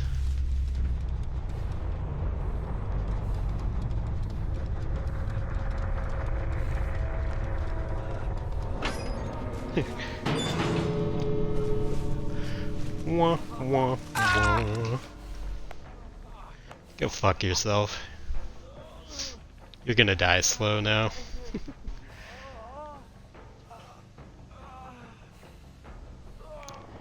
Let's see, who was Claudette's? WHH Hale. Celestia. There's like 3 Claudettes in this. It's fucking ridiculous.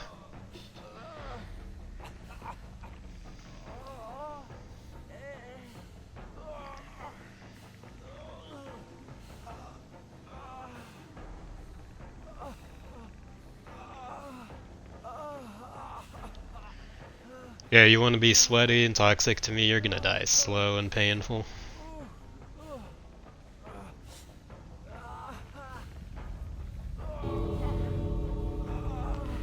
I don't really give a shit. Oh, poor baby disconnected. Poor widow toxic baby.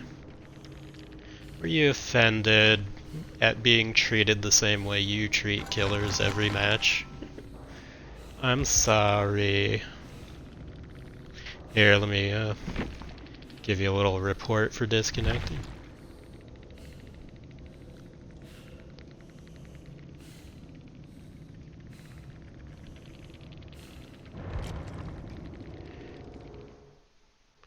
Players like that are exactly why I can't really mess around with new characters very much right now. Just toxic as hell 24/7.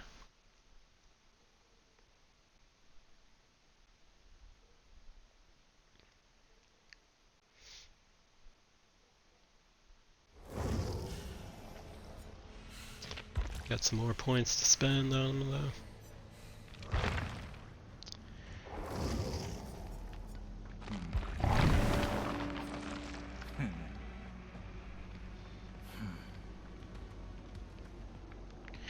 Oh, also I think there's a redeem code thing I saw somewhere.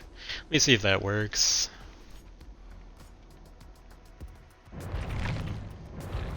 Go to the in-game store and redeem code.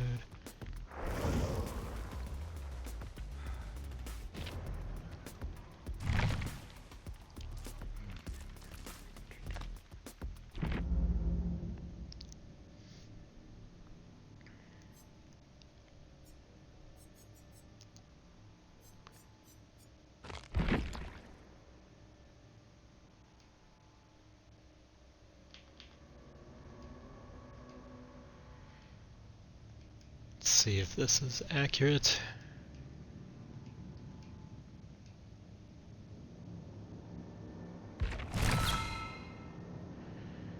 Cool, that's helpful.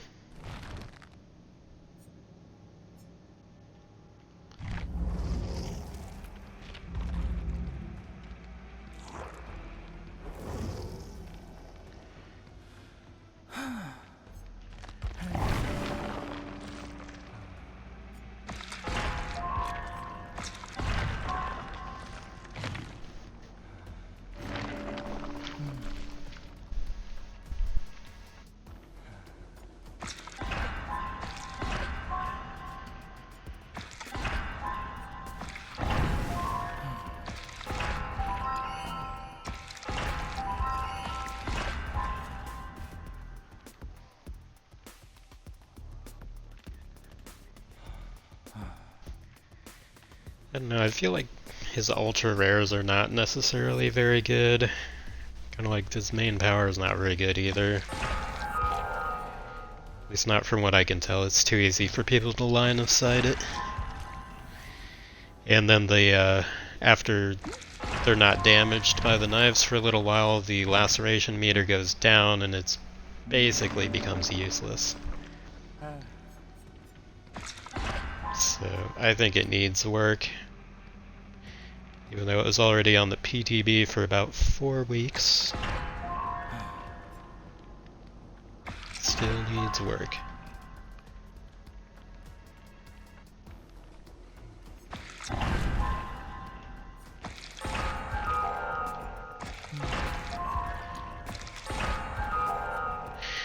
I end up being reduced to basically being an M1 killer, as they call it on PC, but being a basic attacker, because its power is just not easy to use at all.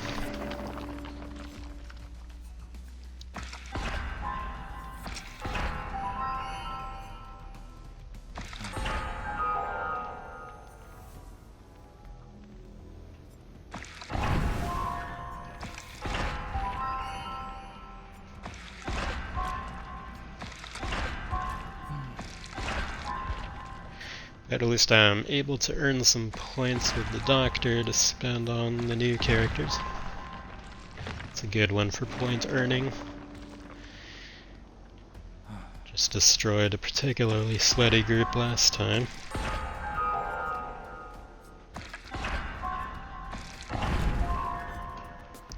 On the farm, no less. And on Haddonfield before that. But I can't really do it with this character very effectively.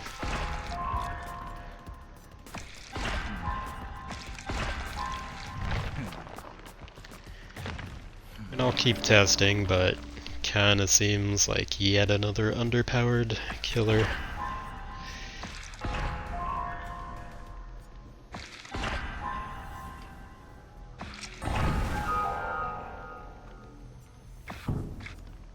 Okay. Already out of points. Alright, we can do another round with the new guy, I guess, but don't expect a whole lot.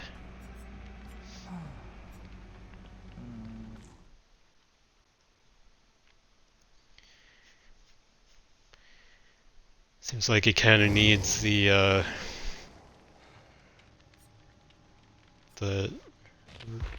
decay reduction thing. And of course we got a sweaty looking group with a flashlight monkey and everything.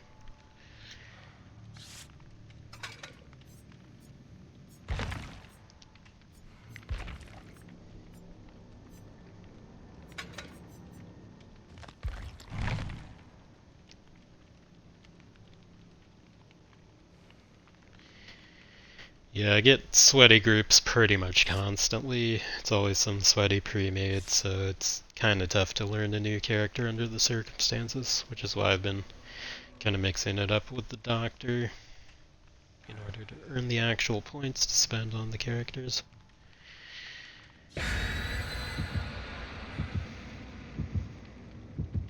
So these people just look toxic as hell. Like everybody else.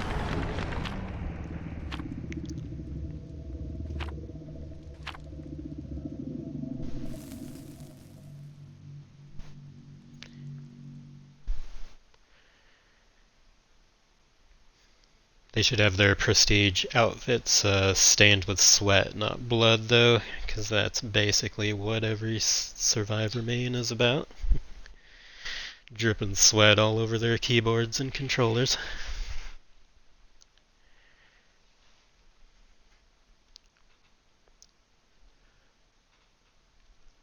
I'll have to try out the new Survivor in a bit here too. I feel like I've been playing killer for the entire stream and it's been like 20 minutes shy of 3 hours or so thus far. No one's really been here for most of it, so might as well switch back and forth.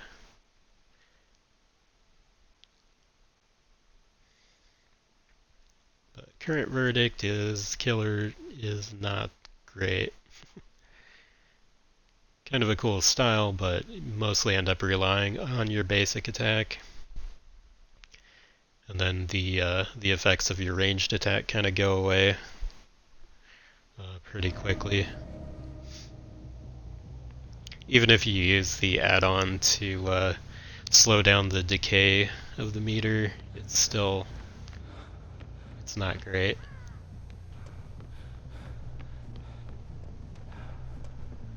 And I like his style. I like that he has a little bit of voice acting and stuff, but needs work in terms of the main power.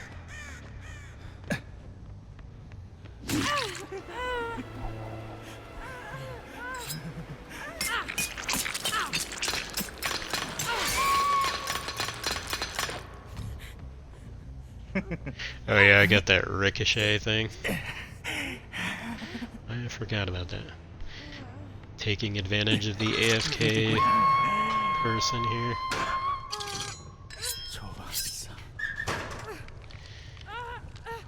You gotta take any advantage you have, considering how toxic it's been. Are they already did a generator, in spite of her?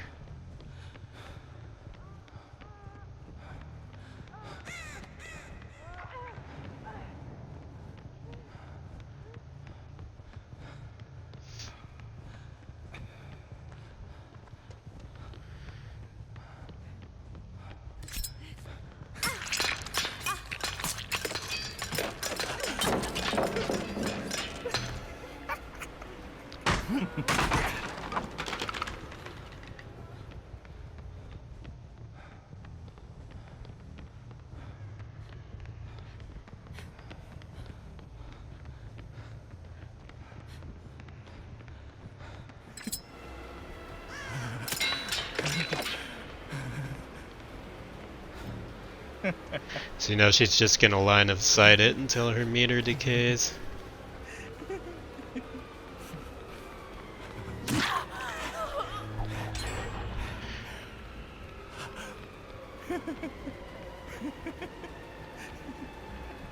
And it has.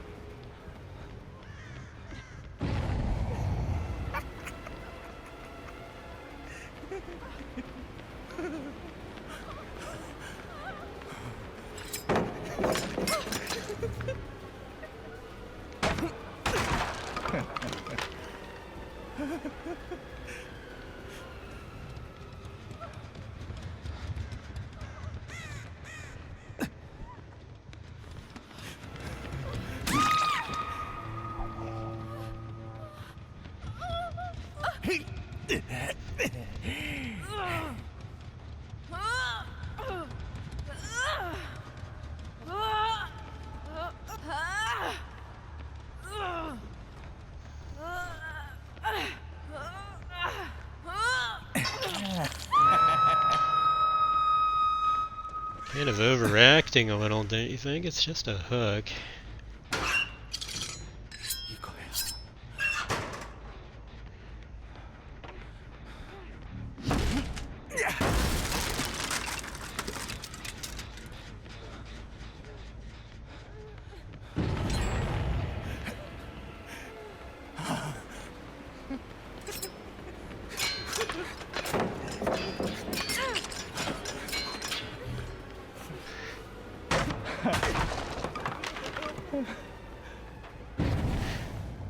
Yeah, his main power is basically shit.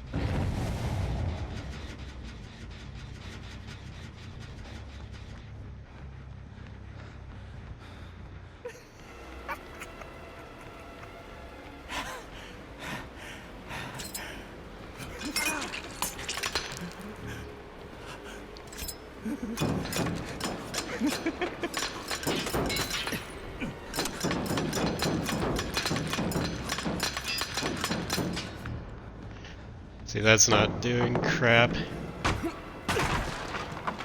It's almost completely useless.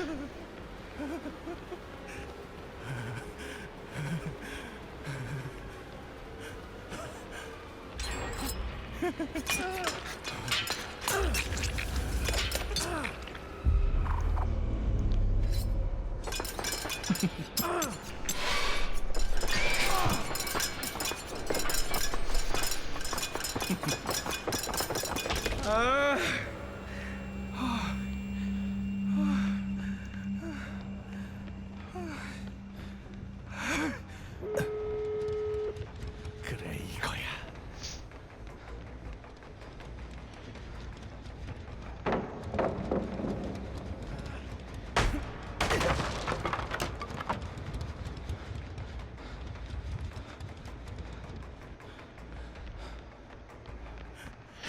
And now they're all assembling the body block for him.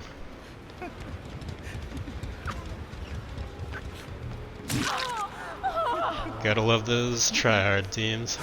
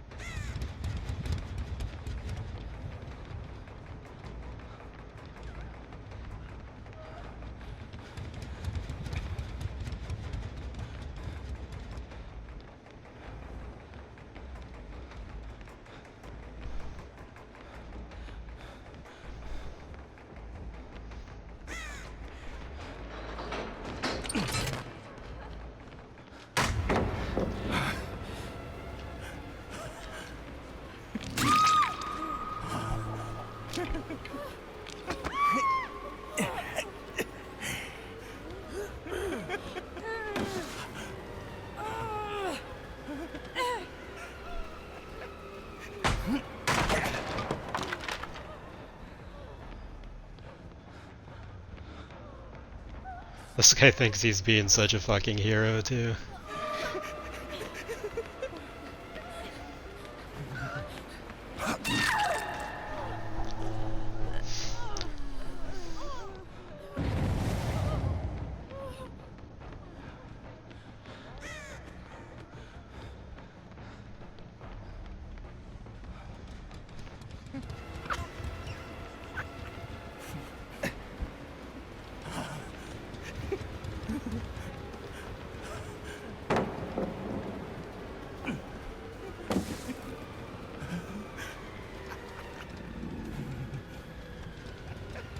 Buddy, you realize your friends are all dying.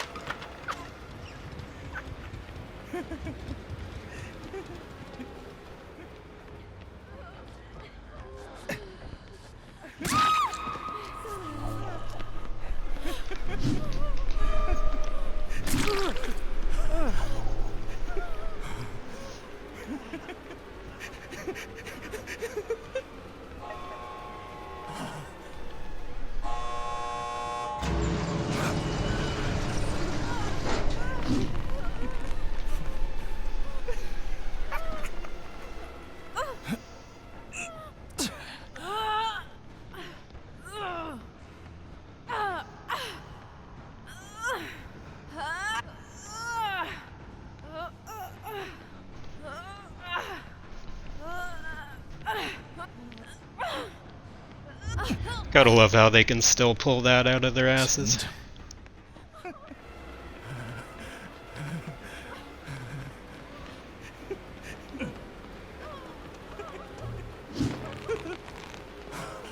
So fucking stupid. This character is just tremendously weak. Especially when everybody's a toxic, sweaty tryhard that I go up against. Yeah, they're already healing up.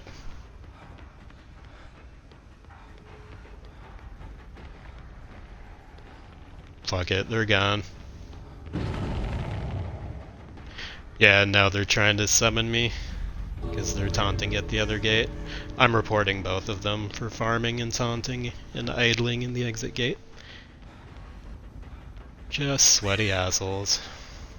And I had them all dead to rights at one point, and they still managed to pull it out of their asses. That's how much this game just tremendously favors survivors and is so forgiving to them.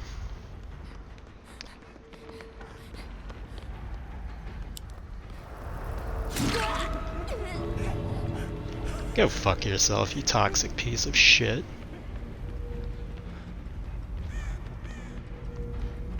Yeah, that's getting you reported real quick.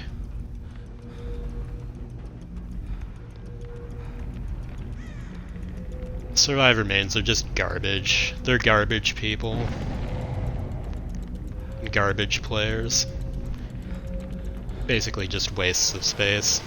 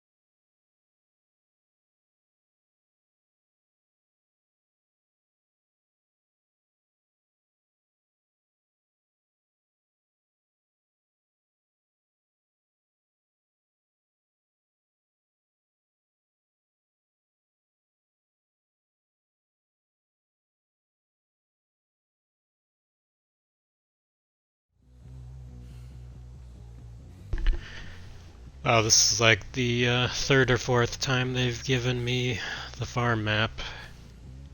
I love how the game is so unabashedly survivor-sided. Of course, they'll tell you the opposite, but yeah. I've had Haddonfield twice in a row, once with the new character. I've had this shit like, I don't know how many times, at least 3 or 4. I think this may be the 4th time on the farm, and I haven't had that many total matches.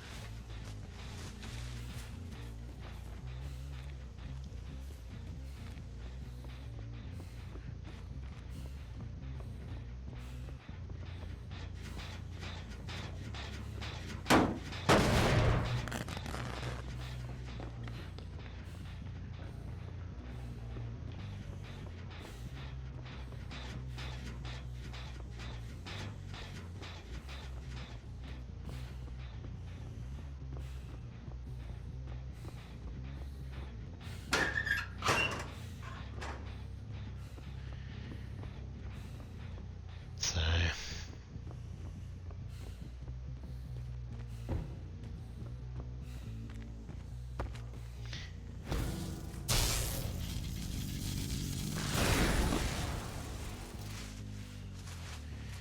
it's one of those things where you know they're there, but they're hiding.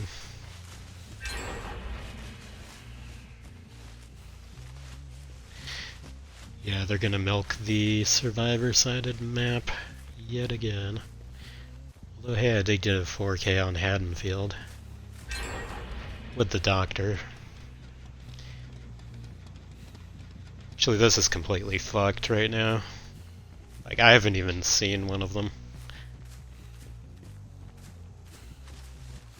Okay, I've just seen one after they've powered through 2 generators. How nice. Sweaty tryhards are definitely out. Fuck this, I quit. They just did 3 gens in a row before I could even see anyone. I'm taking a break. This is just complete and utter bullshit.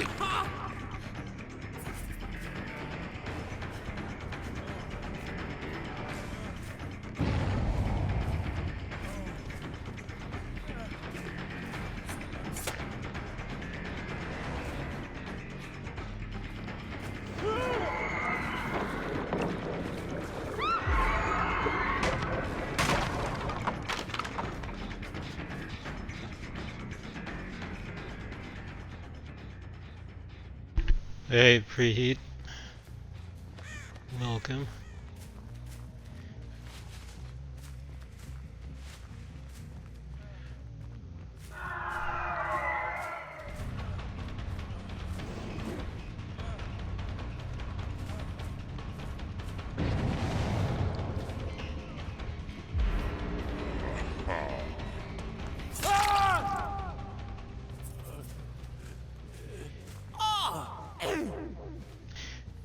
Going with an old favorite for now, because the new character kind of blows, but we'll try him every now and then.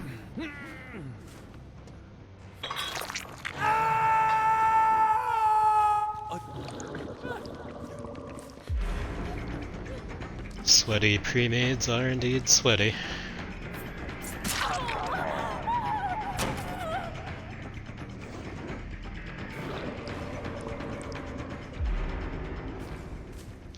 That's all I've been getting. They used an offering to come to this incredibly survivor-sided map, I'll say.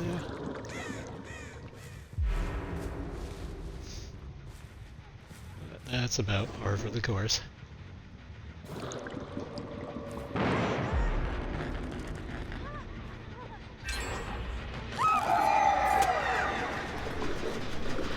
I like how that's supposed to actually stop them from doing fast vault, but it doesn't.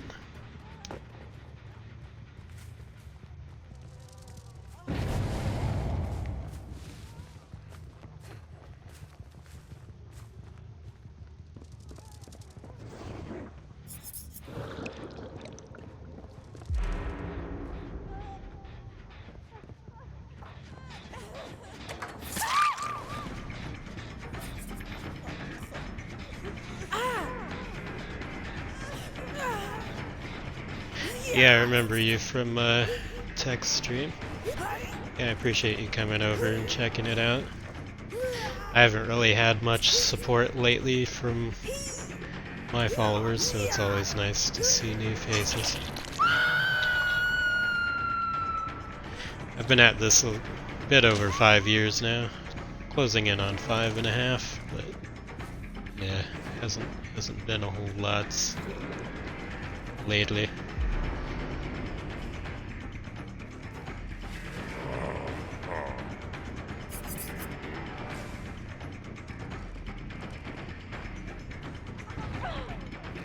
Getting tired of these sweaty pre-made types.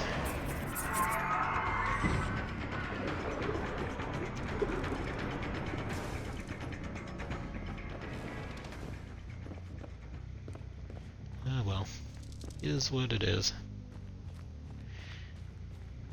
They gotta be the heroes.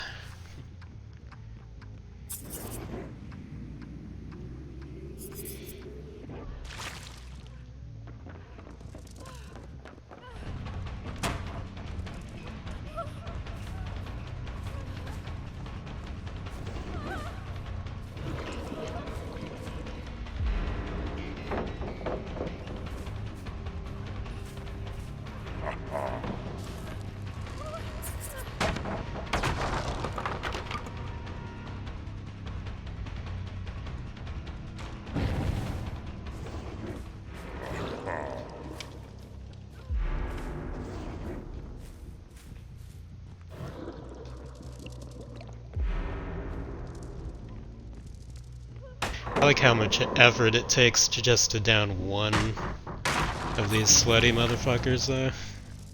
That's why I just get sick of it sometimes. This is with one of my best characters. Try learning a new one under these conditions.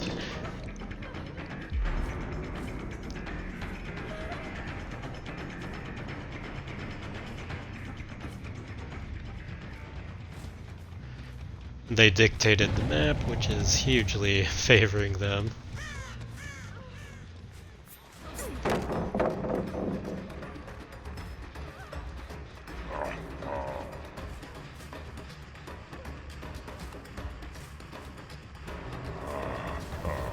And I have to chase this bitch all over the map.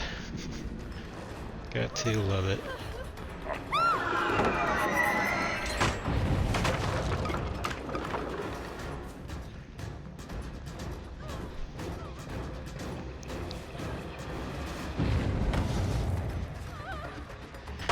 This is so toxic. Cool, I'm glad you enjoy the game. Yeah, it's got a really toxic community that really gets me down sometimes, but I like the game's theme, and I think it's pretty appropriate for my channel. I'm into all that monstrous stuff and all that. But it shouldn't be this hard to down one of these people, you know? It's just kinda ridiculous. And they're gen rushing through every generator in the meantime.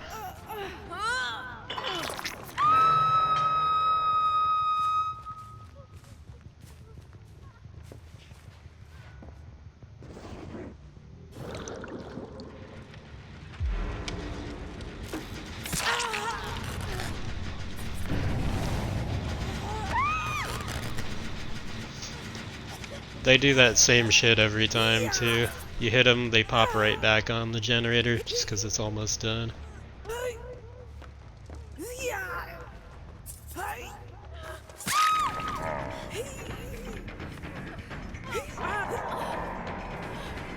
God forbid I hook even one of them, right?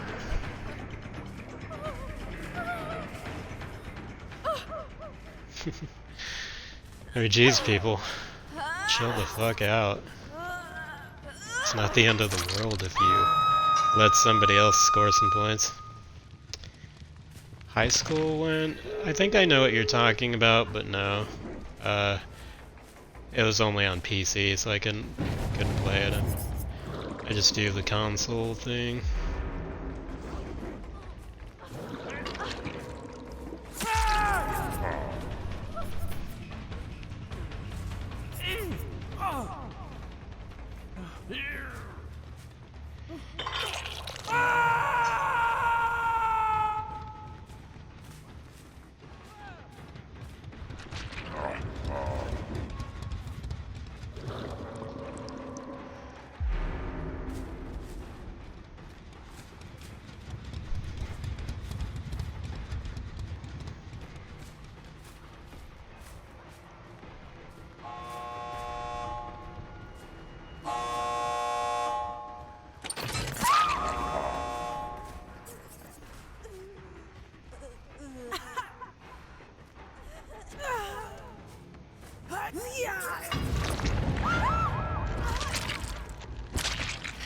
God, these people are insanely sweaty.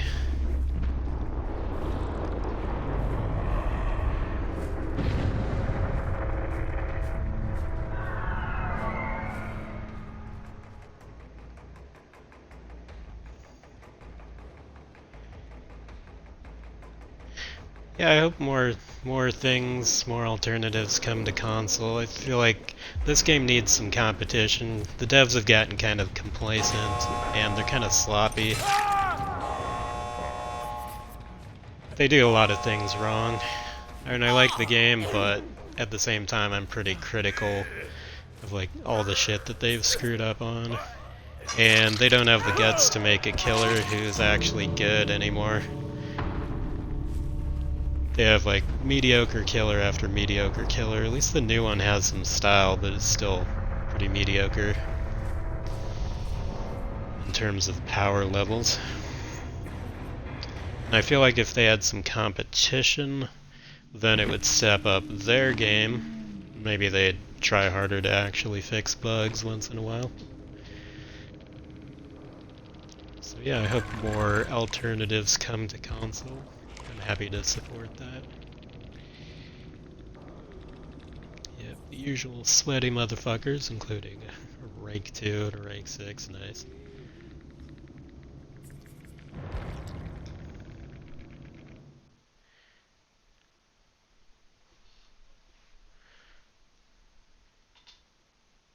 Yeah, I've been periodically testing the new character, but it's been really difficult. Basically, I end up just using basic attack mostly because his power is not very good.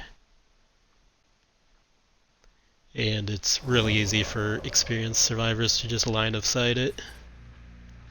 I can demonstrate, but yeah. I've been up against toxic, sweaty groups all day, so it gets kinda ugly.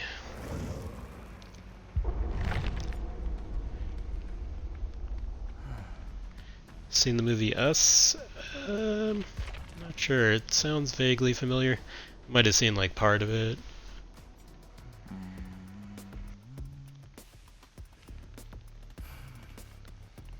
Let's see. It feels like you really need that laceration meter decay add-on. Make it decay slower. Because that's part of the problem with the character, is that meter goes back down after they're no longer being hit by his throwing knives, and then it just nullifies everything you did.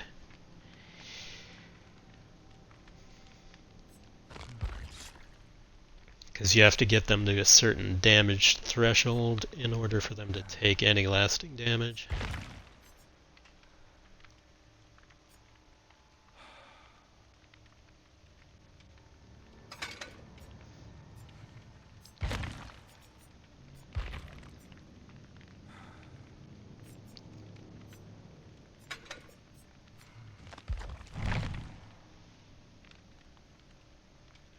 Try and get some more points anyway.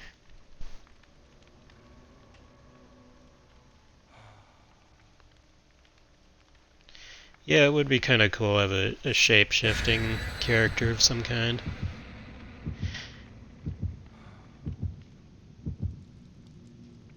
I could see that being cool if you can transform into a survivor and you look like a survivor from a distance.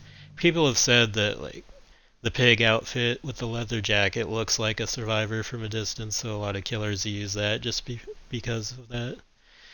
And some characters like Legion will also look like a survivor. So yeah, that's a handy thing sometimes.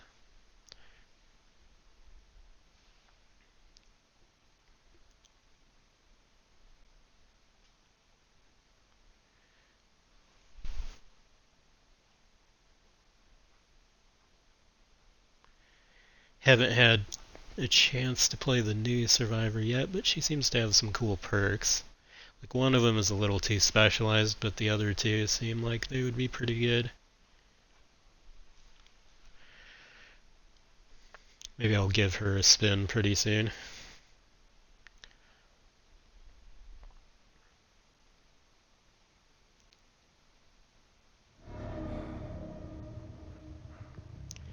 I like this guy's look, I like his style, I like that he actually has a little bit of voice acting to him, but just his main power still needs work, even though it was on the PTB for 4 weeks. Normally they just keep it on there for 3, but it's like they can't get the balance right.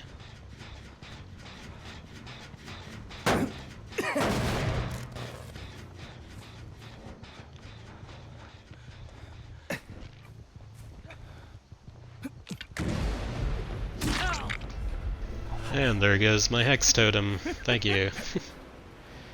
I always love it when they destroy it instantly.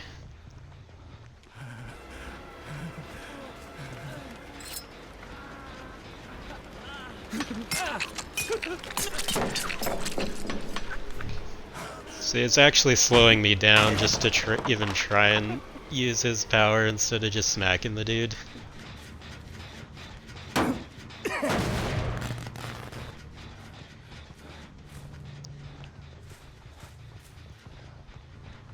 Yeah, I think maybe they are running out of good ideas, that's a fair point.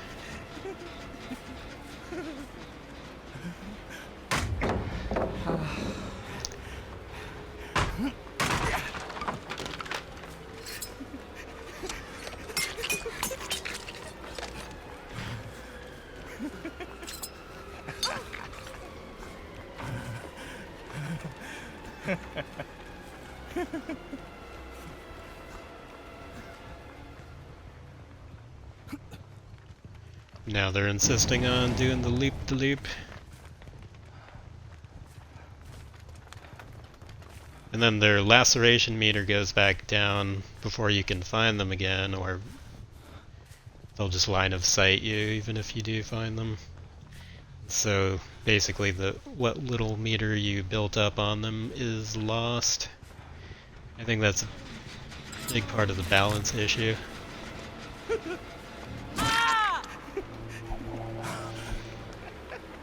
I do like that spin, like, I like his, you know, cosmetic stuff and so forth. But I can't take on the kind of sweaty groups that I need to be able to take on, because they only feed me sweaty pre-mades, basically.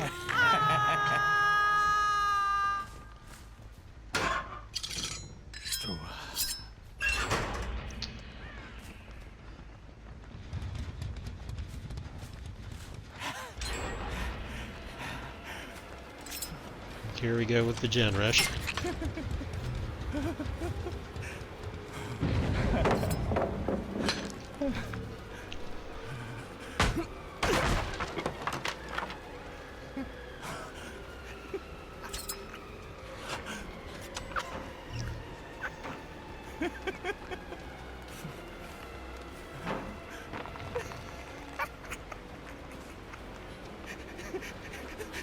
Like, why even bother with the throwing knives after a while? This is just bullshit. Yeah, I'm done chasing her. She's just one of the decoys.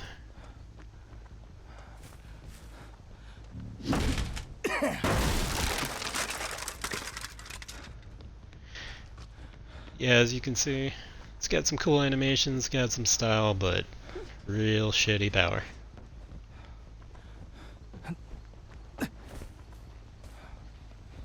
Now they're just playing keep away.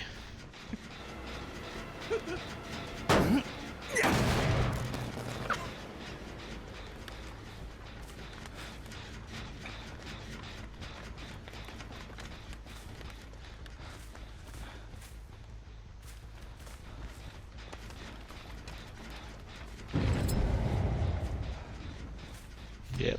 Let's see, who's Ash? Is that Ash? Nephew? Cool. Reported and Mori listed for teabagging. Awesome. Much appreciated. 'Cause I really need that kind of toxic asshole when I'm just trying to learn a character.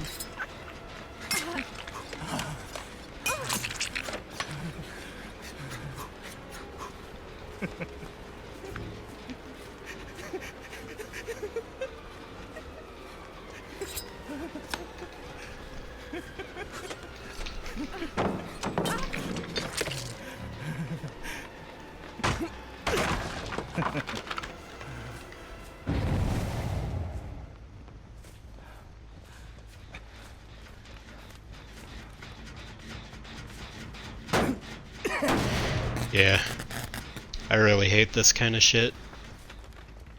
I need to have one of my old characters, not this kind of crap. So otherwise people like this trample all over me.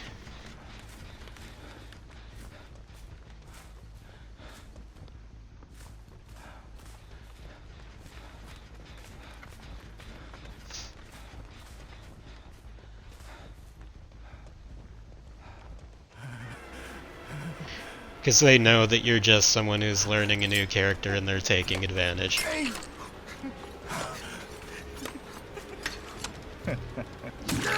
So fucking weak.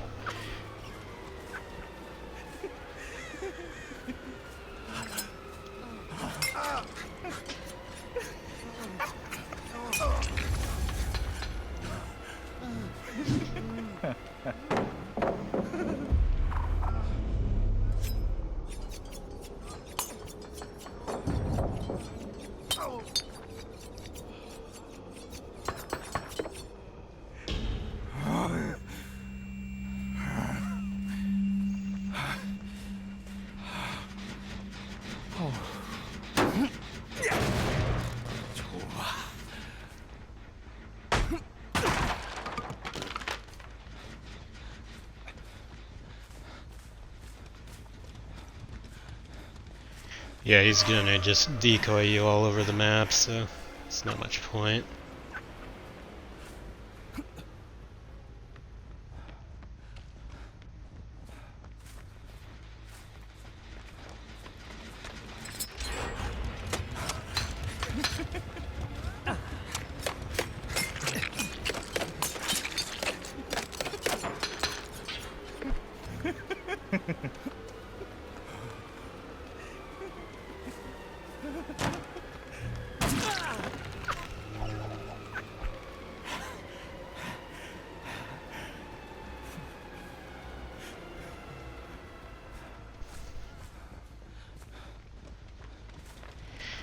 Yeah, it's just better to basic attack, but then you're just being a basic attack character.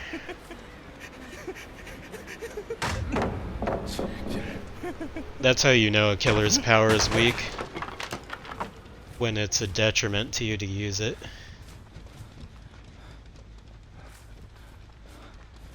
Like, the meter has faded, and I'm using add-ons to magnify that meter a bit.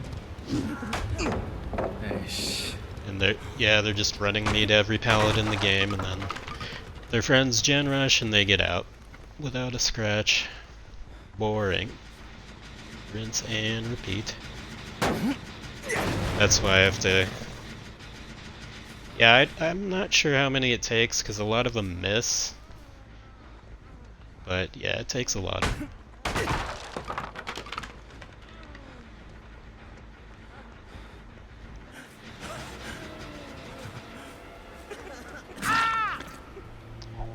And then if you do your main power, they'll just line of sight you until you turn it off. Like, after you... if you even build up enough meter to do it.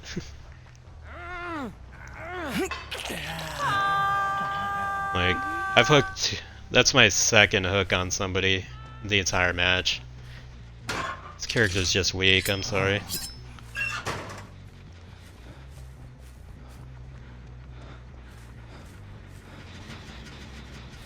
And I'm not bad at killer either. I've been playing ever since the game came out on console. Started out on PS4.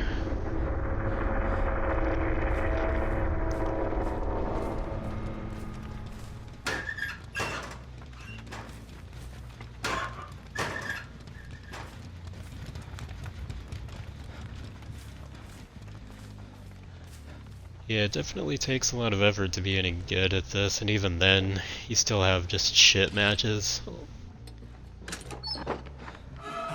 So much is character dependent on this. I do like that spin though, and the sound effect. It's so Star Wars. But yeah, I'm just kind of stuck not bothering with the knives most of the time.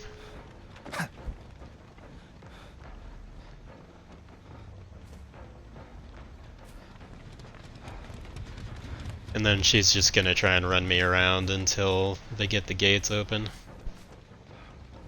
So might as well see if I can stop that.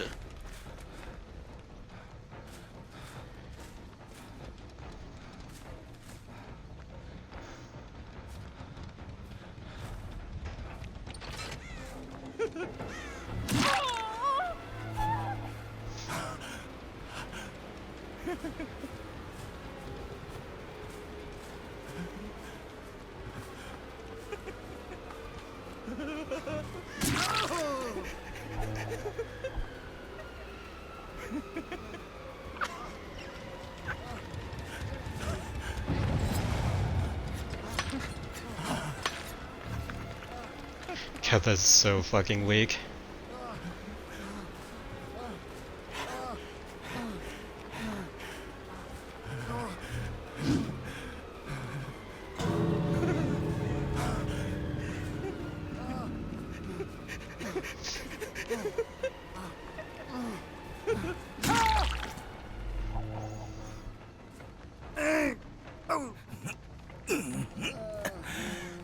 One of them was smart, skipped out before I hooked him. But yeah, I've about had it. The Fang Min can leave if she wants to, but if she tries to rescue him, I'm killing them both.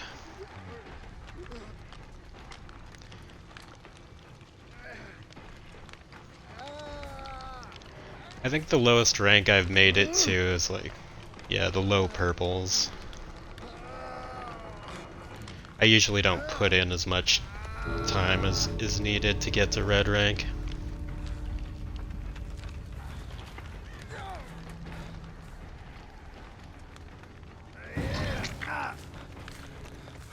Wow, seriously? I like how the game just... wow. It's so survivor-sided. And now he's gonna teabag on his way out. Watch this. Oh no. He was actually running scared.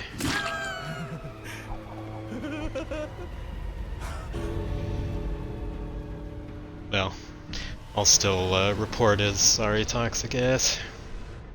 But yeah, all that shit, and I couldn't even get one person dead. He just cheerfully plucked himself off the hook and ran out. Too slow to catch up. And the knives take way too long to drop anybody.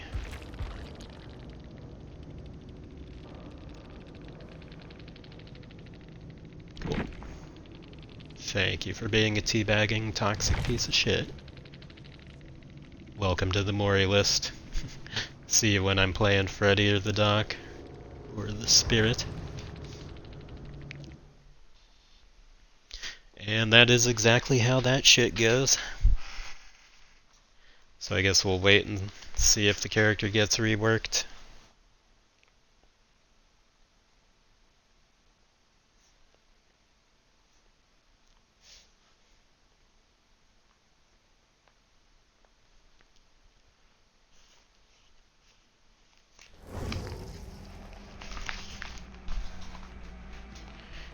Do you enjoy the blade spin and the sound effects for it though? It's like the one good thing. So we can spend some more points.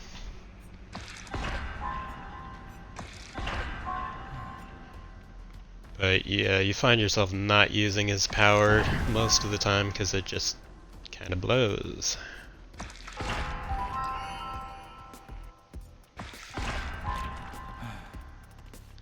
Yeah, I like his laugh. He's actually the only killer that has any voice acting. Just like Ash is the only survivor that has voice acting, although it generally doesn't take place in match.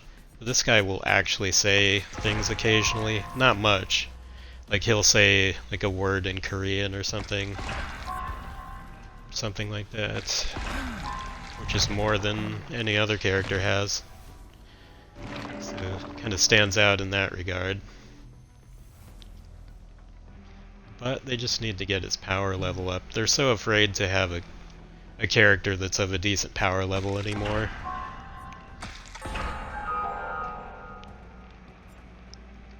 Because they're afraid all their survivor mains will whine about it, I suppose.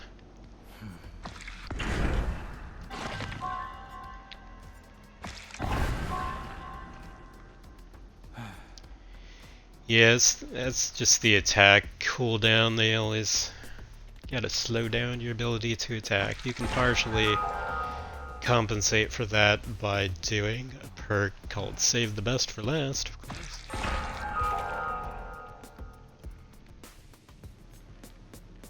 But then you have to avoid hitting the obsession. Alright, I'm out of points. Alright, switching to a character that I'm actually decent with.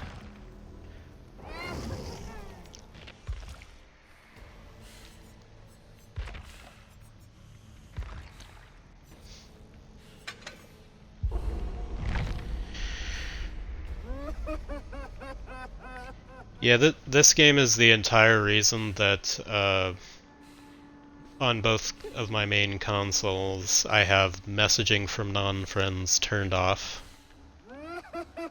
Because people just give you toxic messages whether you win or lose. There's always some asshole something to say. So I turned off their ability to send me messages. Although a couple have managed to circumvent. Cool, we got Toxic Flashlight Jane. She'll be a little disappointed when she meets me. I enjoy using Lightborn. And since the trolls have been out in full force today, I have just gone ahead and equipped it to begin with.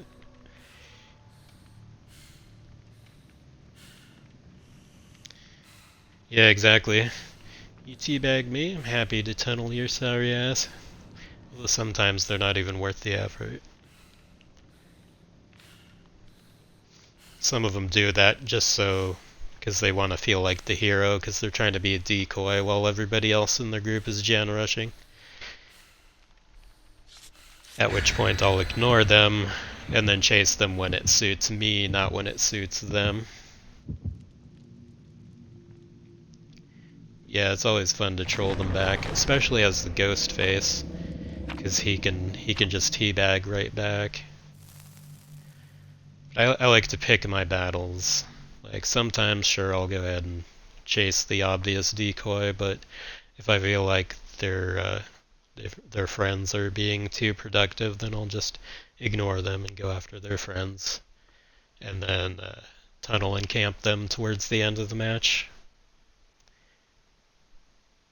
Good rule of thumb is chase them when they don't want to be chased.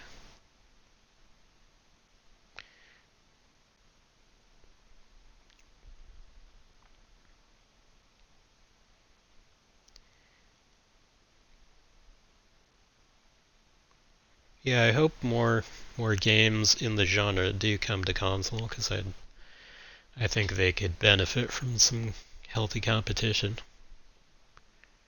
Remind them that they're not the only kids on the block. Because if another dev team does it better, and oh man, I have had the Coldwind Farm maps too many times. Yeah, it's been so many like hugely survivor-sided maps. I've been basically the game seems to switch me between Coldwind Farm and Haddonfield repeatedly.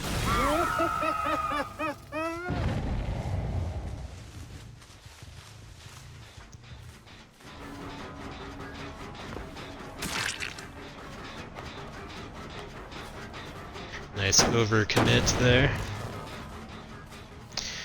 Waiting for Rust. Oh yeah, I heard the announcement. It's coming to console. I've never played it, but I've heard some good things. I guess it was one of those that was in early access for a long time on PC. But yeah, let me know if you end up streaming it. Happy to help support.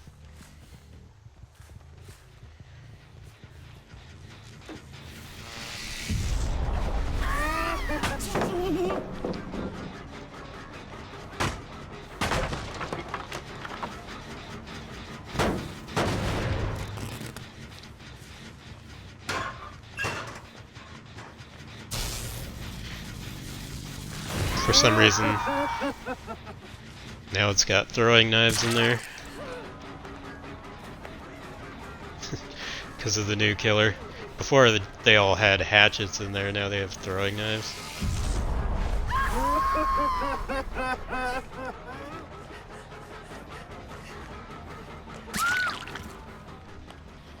Yeah, you're not the only one who can 360, honey. You're in closed beta? Oh, that's cool. Yeah, that definitely teaches you a lot about a game if you can be in the beta.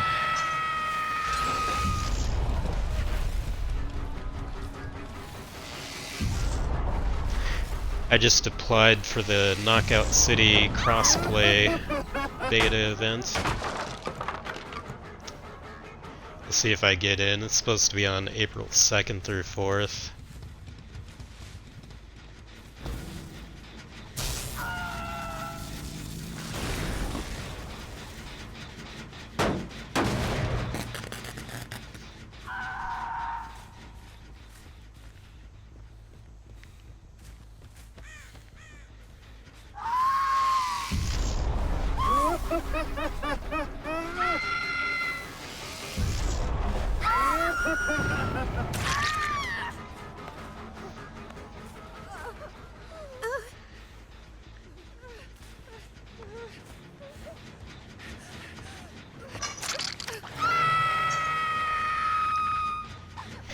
Yeah, I guess it's like an arcadey sports game thing. I don't really like realistic sports games, but I like the arcadey type of thing. It looks really silly, but potentially fun. Based on, I guess, dodgeball plus like insane cartoony moves, like characters can actually turn themselves into a dodgeball temporarily, or just sort of huddle up as though they're a ball. And then their teammates can throw them. Shit like that.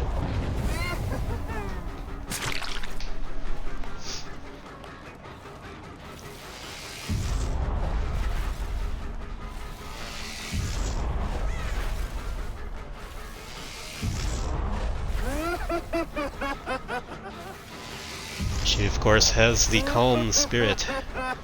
Calm spirit gamer for the win.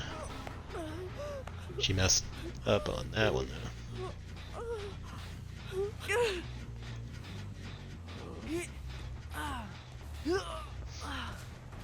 Calm spirit is definitely more useful these days with all the things that can make you scream.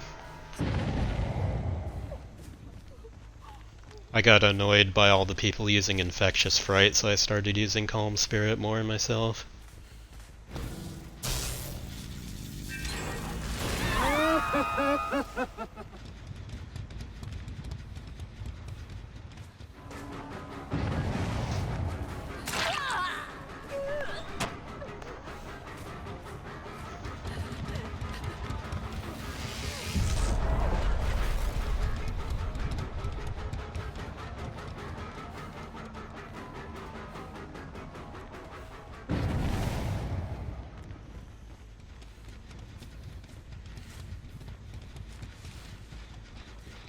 Kick these people off the generator.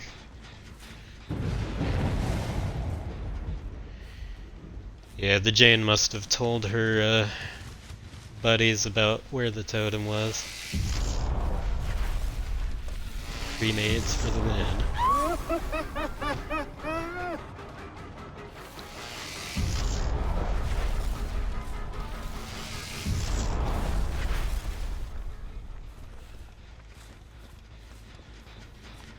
I guess Jane's being super sweaty, so we'll let her run in a circle by herself.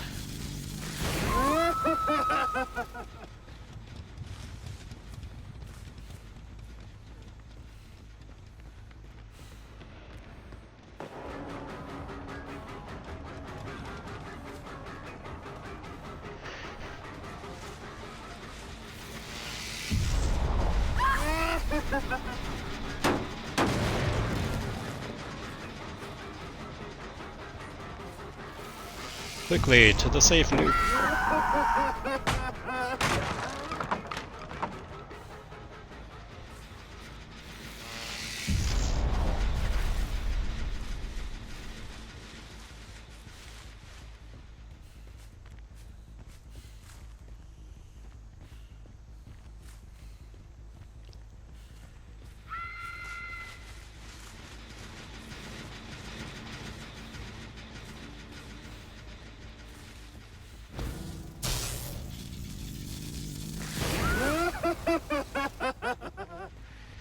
They always return to the scene of the crime.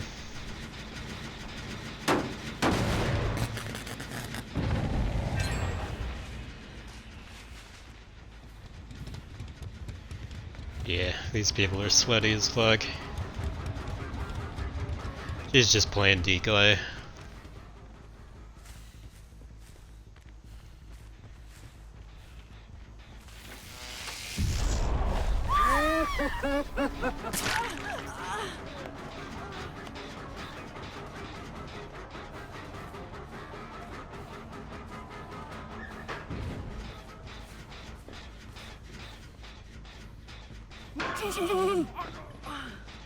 Yeah. Head on, troll. There's actually nothing you can do about it.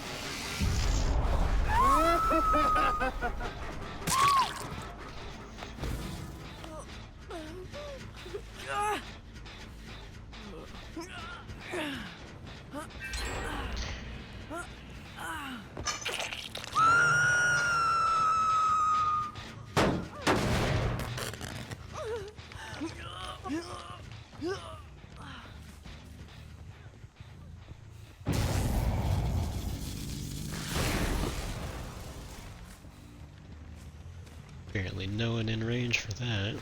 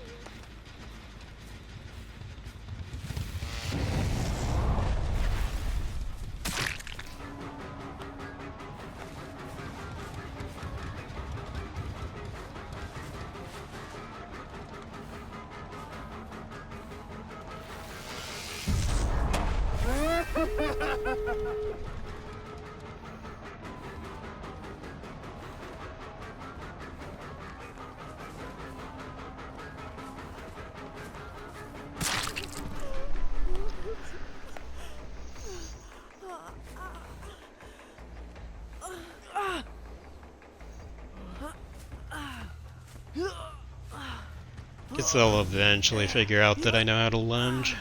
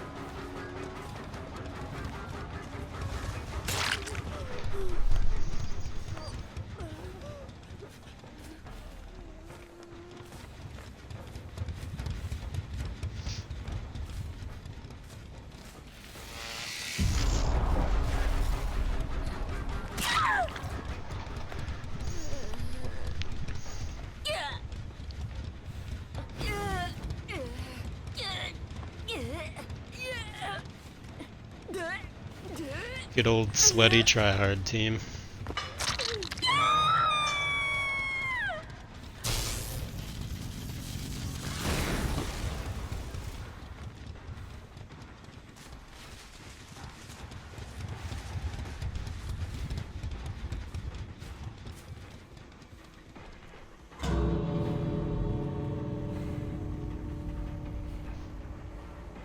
Cool, they're gone.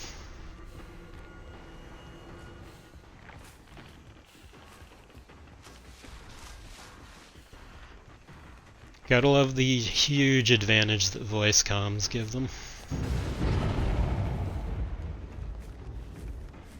They know exactly when to do something and when you're in a given location, and when you're not.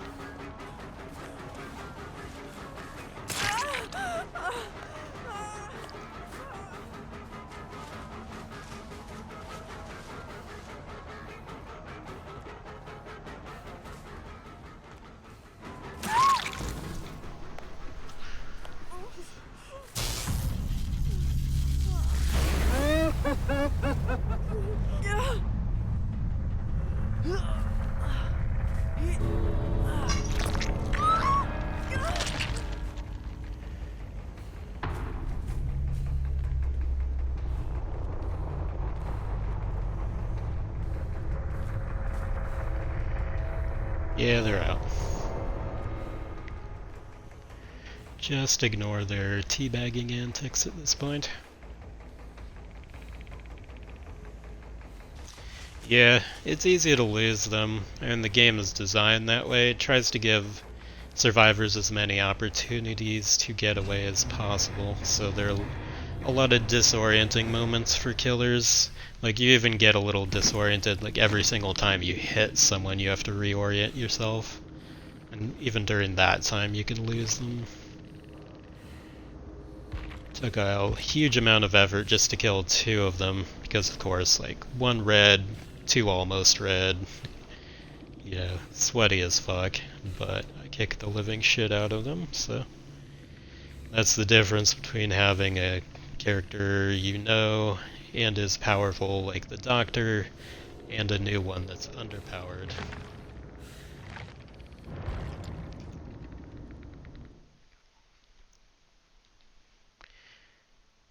But I've been playing plenty of killers, so I think at this point I'm going to try the new Survivor a bit. Yeah, exactly. They can't find a decent balance. Stuff is either like really good or really bad mostly. A lot of the older characters are just way more powerful than any of the new ones. So we'll throw a few more points on the new guy. Well, I guess we have all the teachables for him now, at least. I think, yeah, that was the last one, the no way out thing, which doesn't seem all that great, but like, I don't know, I feel like Remember Me might be better.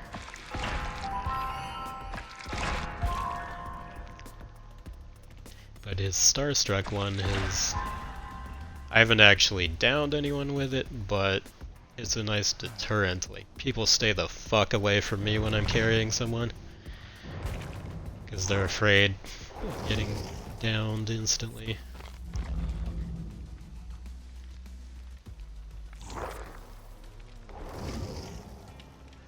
So that's a new gal. We just got her to like level 10, so that you can equip her basic perks. Fast track, self-preservation. That seems good. It's like a really temporary off the record if someone near you gets nailed.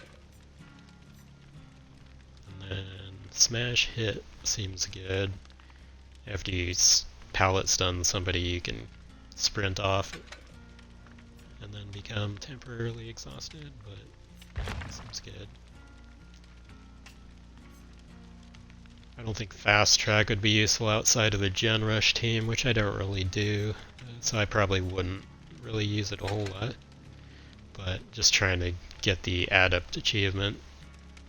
It's so much easier to do on Survivor.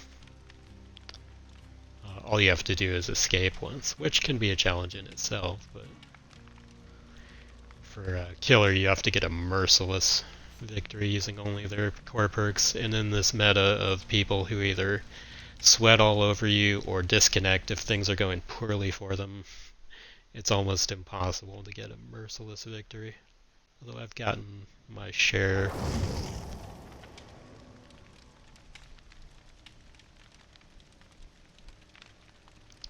That's the second person I've seen with some variation on that handle. The last one was called Plague Doctor, with some numbers after it, only they spelled doctor wrong. Spelled it with an ER ending. Because people are dumb.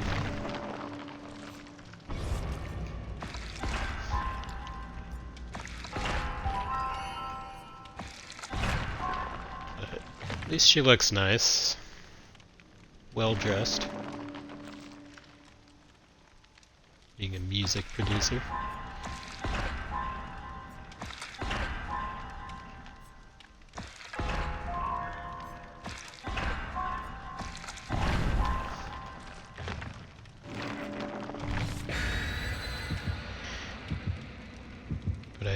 I've done killer matches for like 4 hours straight, which is longer than I usually go for, so I'm switching to Survivor now. I'm getting tired of toxic, sweaty assholes.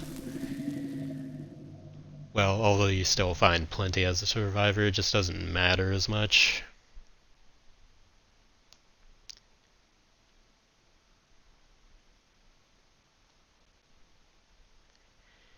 But for those who want to see all that killer play, if y'all missed it, you can always check the VOD. Plus, I tend to export some streams onto YouTube, so it'll be available on there. Played a mix of the new killer plus the Doctor and Freddy a bit in order to earn points and actually feel like I'm able to do something.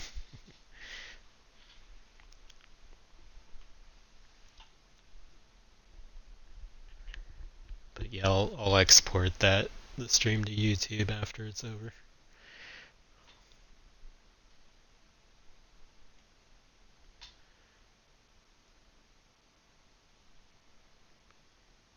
And it'll be available in the VOD section for, I guess, the next 60 or 90 days, whatever the time limit is for affiliates.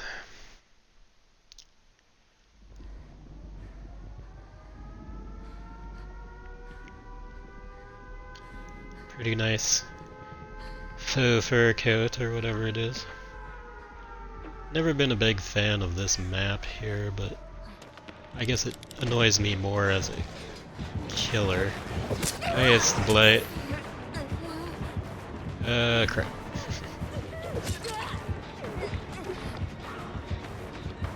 I was actually messing with the Blight recently, even though I think he sucks in terms of power. Like, it's almost impossible to control, really. But I actually had some fun when I was just encountering so many toxic red rank groups that I was just like, fuck it, I'm gonna play a character that I know sucks. And he was actually kind of fun. Where's the other person? Here she is. I actually ended up scoring a lot of points because it was one of those sweaty groups that's like constantly in your face. So I don't think I ended up killing anybody, but I still scored a lot.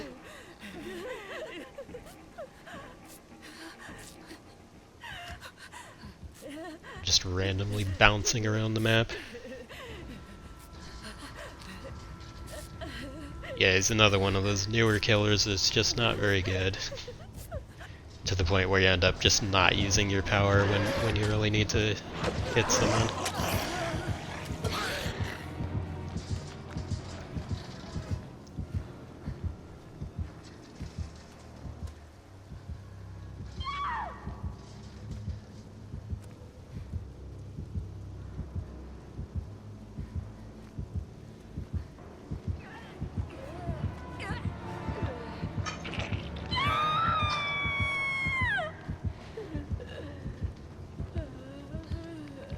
See if he goes away soon, I can unhook this person.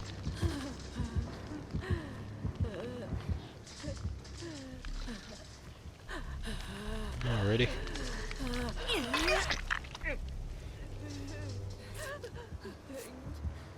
Yeah, I would actually run.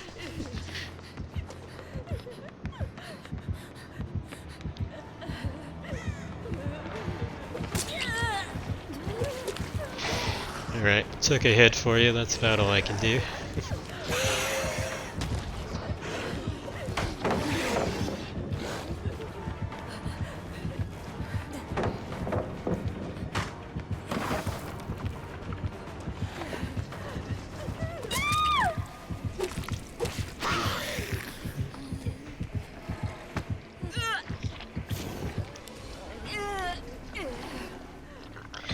Yeah, nice try, but lighting up the back of his head is not super effective. That's what I always end up doing when I try the flashlight. I really am bad with it. Of course, I'm not very good as a survivor in general. killing is in the blood for me. But I like to mix it up because it's definitely lower pressure and all that as a survivor.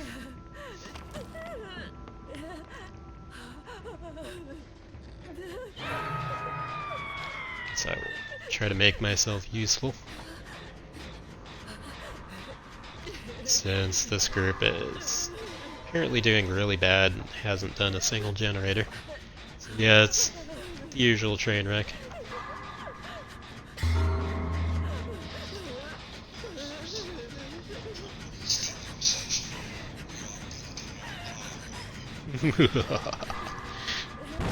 Thank you, Satobo, much appreciated. Yeah, the toxicity level has been pretty high. I did kill her for like 4 hours, so it was super high. I got trolled and sweated on whenever I tried the new guy, who's apparently not very good. And now I'm trying out the new Survivor. This is my first Survivor match of the day. Going a little longer than I usually do in honor of, you know, the new update. I'll be exporting the VOD to YouTube when I'm done, for those who prefer that platform. As the first 4 hours are entirely killer matches, which I don't always do.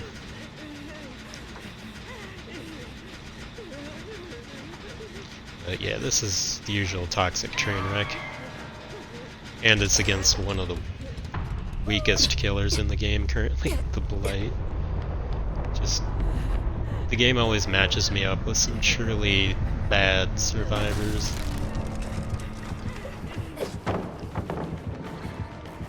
Wait, how did that not stun him? That couldn't last.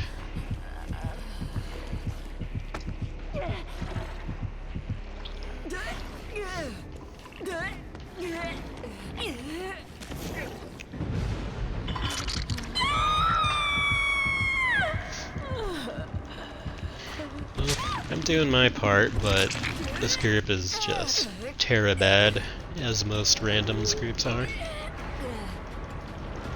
It's like one generator done.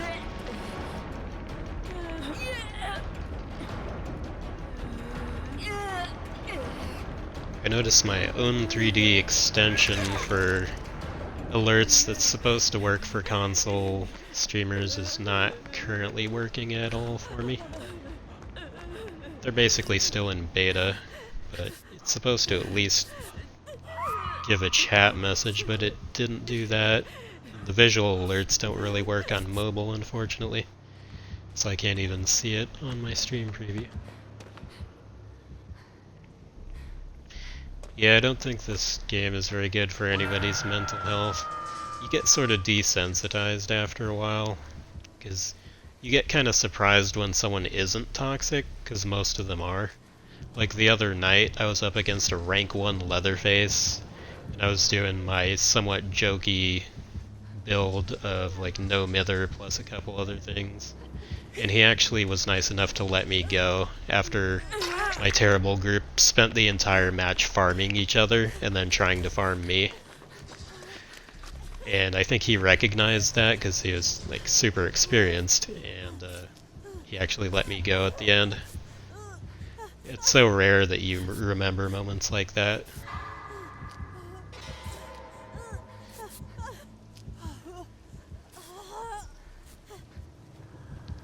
But yeah, for every person like that, there's like a million that are just toxic as shit.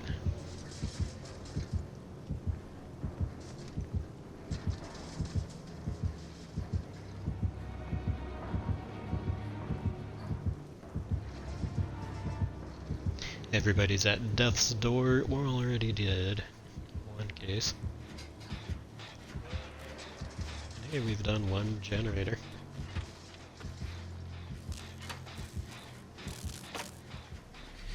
It's hanging around here somewhere.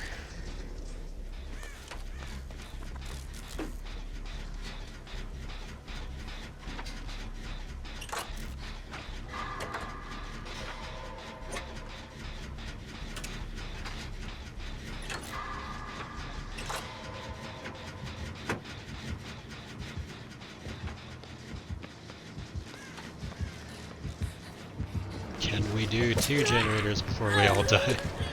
Probably not.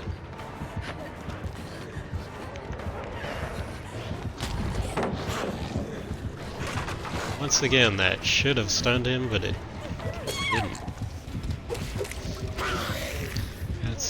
That's a shame. Well, I'm toast.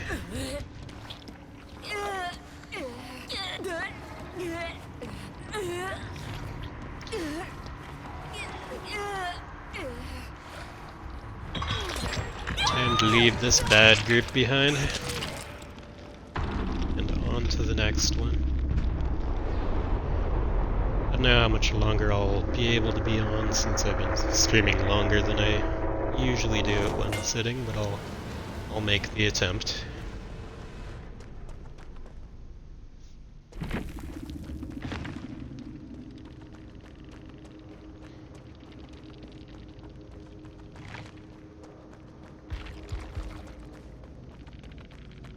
Yeah, pretty surprisingly even ranks on that one, but it's just the difference between a group of randoms versus the sweaty pre-mades that I always go up against as a killer.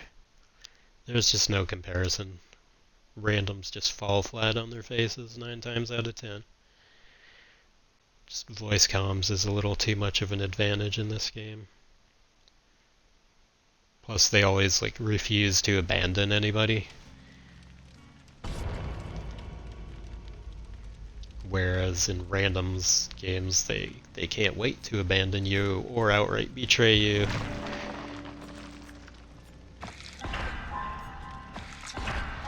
I feel like they need to be separate queues, because it's basically like playing a different game if you're up against a pre-made as opposed to a randoms group.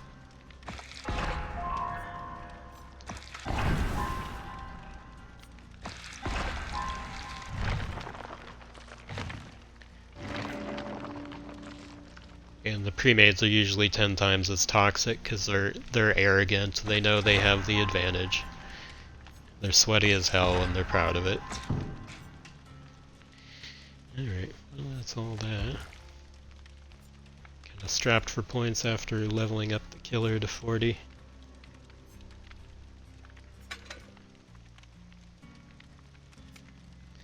So you got the various new perks. That one has to do with gens.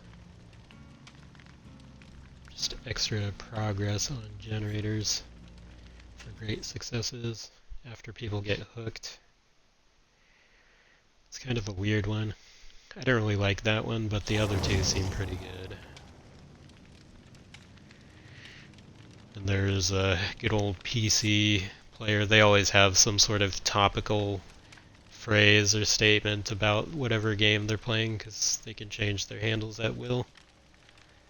Which kind of sucks for accountability, because you can't tell who somebody is if they just change their handle whenever they want. A lot of PC players do that to avoid getting punished for being toxic. I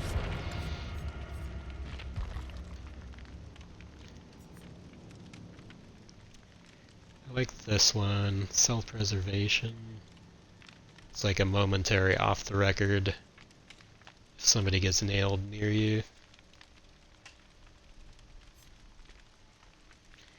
Smash hit seems good too. You can break into a sprint after doing a pallet stun. Although I kept getting almost pallet stun, but not quite.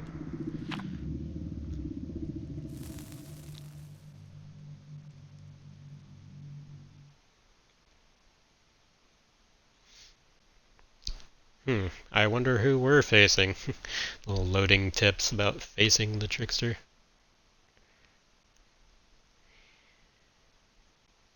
Yeah, they're not kidding either. Recoil, lack of precision, and line of sighting, and the fact that he slows down makes his throwing blades actually a huge disadvantage for him. Like, he's better off just basic attacking. That's how you know a power sucks, like when you're better off just using basic attack.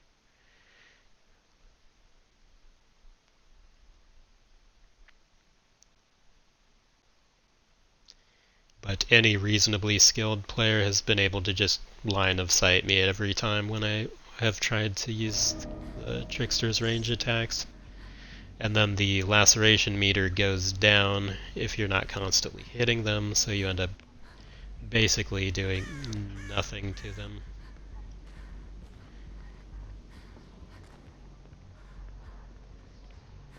Because they just run off and let the meter go down whenever it's close to wounding them.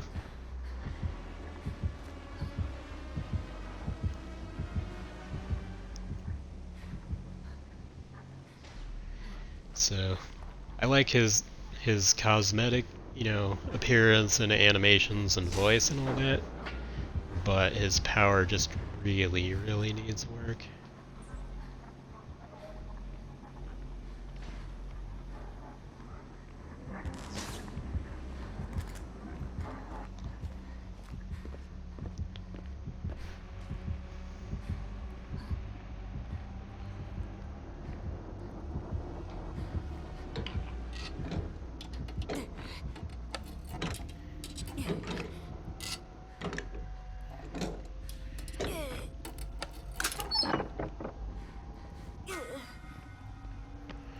That's pretty good.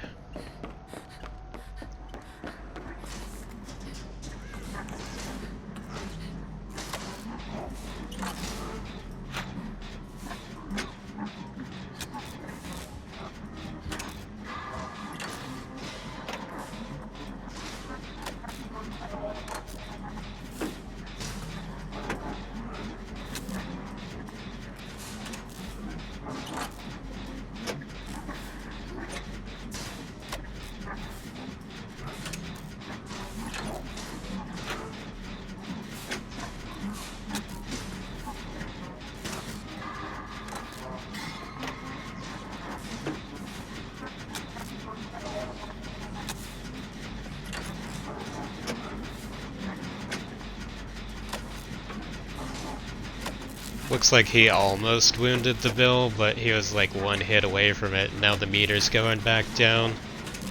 So he basically has done nothing to Bill, essentially. It's frustrating when you're playing them, that person.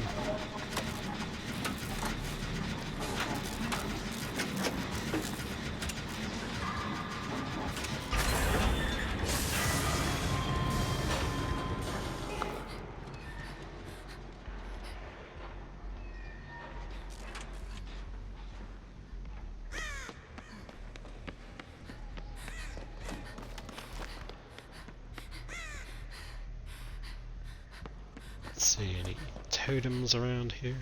Oh, here's a generator.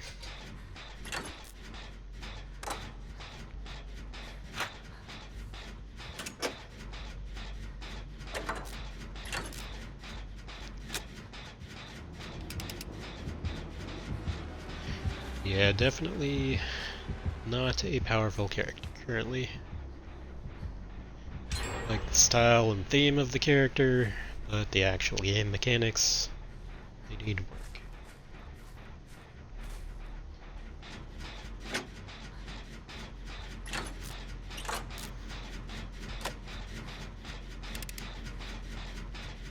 This is currently the only killer with any kind of voice acting. Just like Ash is the only survivor with voice acting.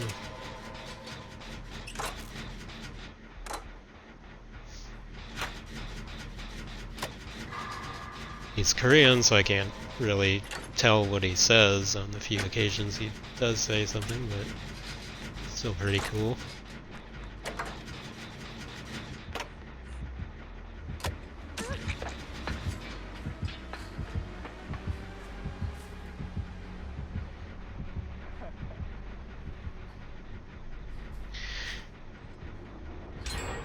Yeah, this game is not big on voice acting in general, other than the lore bits in the tome levels that you can unlock if you're working on different challenges in those rift tomes, as they call them.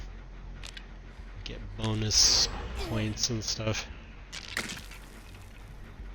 Then they have like the narration from different characters. But as far as like in-game voice stuff, Like Ash will say stuff in the lobby, but not during a match. And the new killer will occasionally like say a word in Korean or something during a match. Certain things happen. But yeah, it's kind of a new thing for them.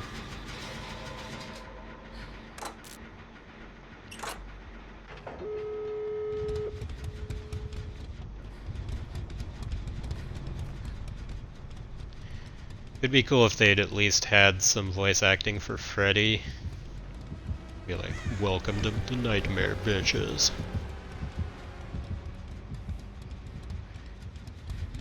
Like, I would pay for that.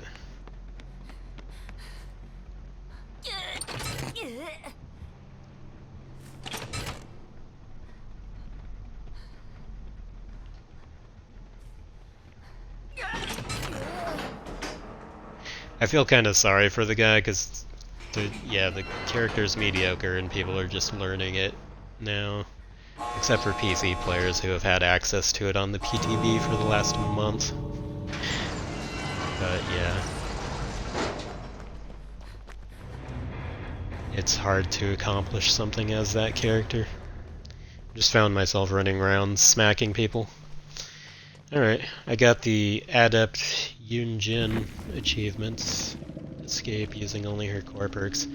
It's hilarious how much easier it is to do that as a survivor than as a killer.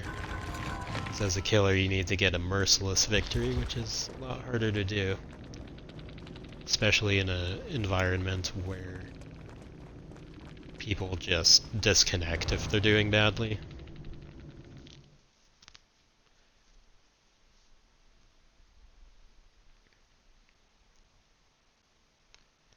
But yeah, guess this is the survivor part of the stream, so I will queue up again as the new survivor.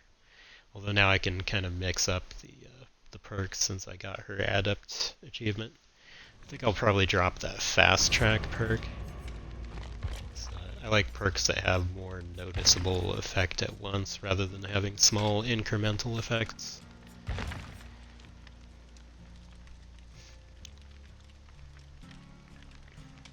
Let's see. Guess I got borrowed time. Could try that. Her other perks seem pretty good. Smash hit and self-preservation.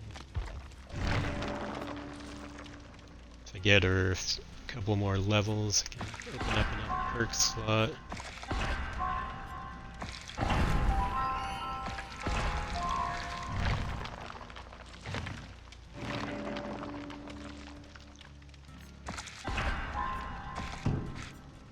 Yep, out of points though. Yeah, I could try borrowed time and just use her other core perks.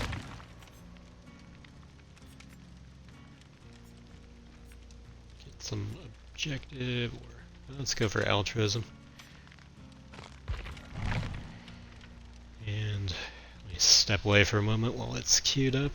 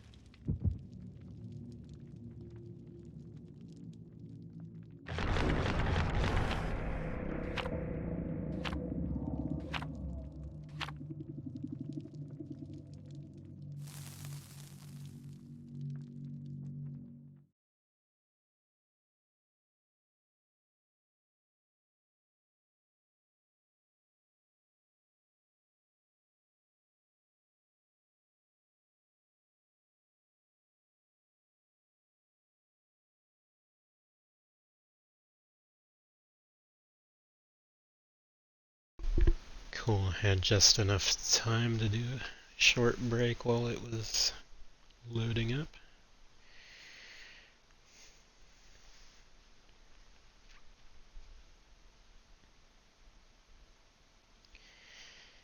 I guess the shrine just changed, where you can get various different perks you may not have unlocked. This week's is Blood Echo from the Oni, Buckle Up from Ash, Forced Penance from Pyramid Head, and Visionary from Felix Richter, all of which I already have unlocked, I believe.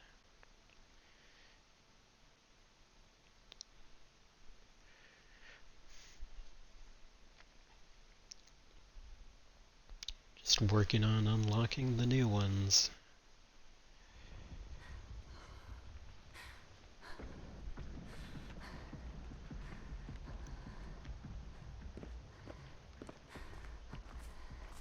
It's the old clown map.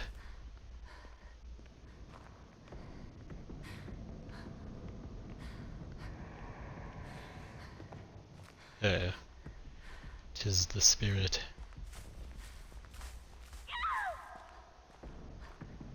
She's already nailed someone.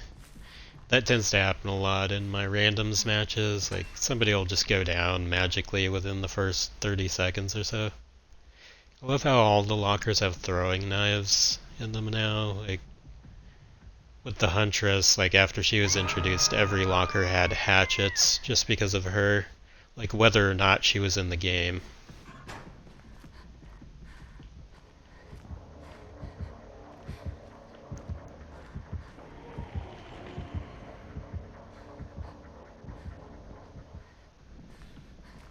But now it's throwing knives.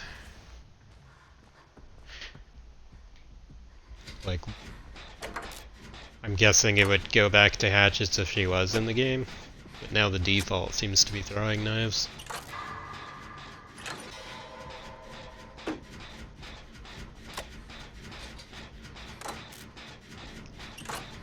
It's kinda weird. But can they not make it so it's just throwing knives if he is in the game?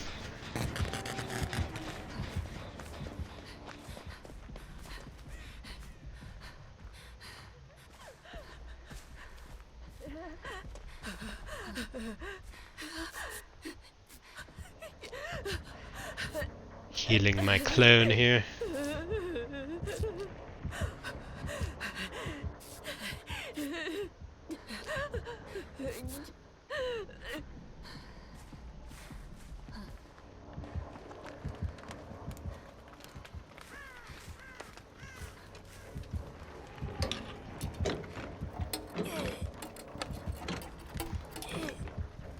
As every good D&D player knows, you gotta loot the room when you can.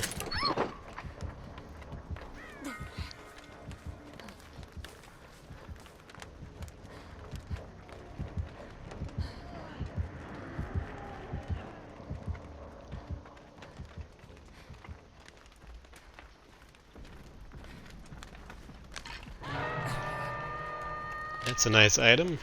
I hope I'll be able to keep it.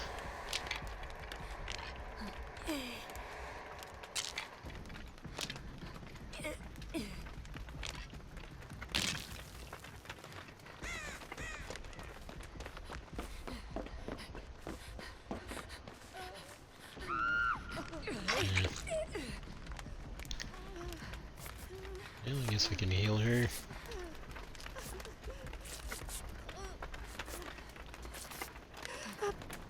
Got that duo Yunjin action. I'm probably horribly butchering the pronunciation.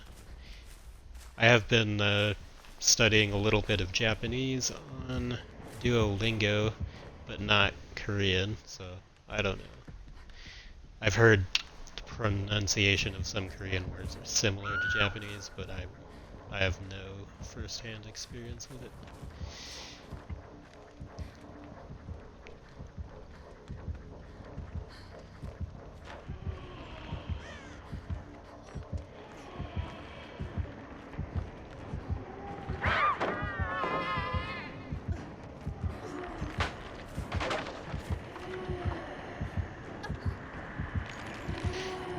this is not great.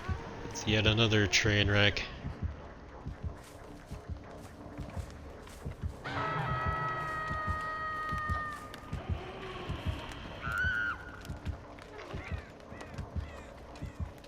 And these people are just farming each other for rescues so quickly that I can't rescue someone with borrowed time. That's why I always get frustrated when I use borrowed time, because like people are so thirsty to just farm points on rescues to the point where it's a real detriment to the team. But randoms do this every time, and then they get themselves and each other killed, and then I'm left holding the bag inevitably.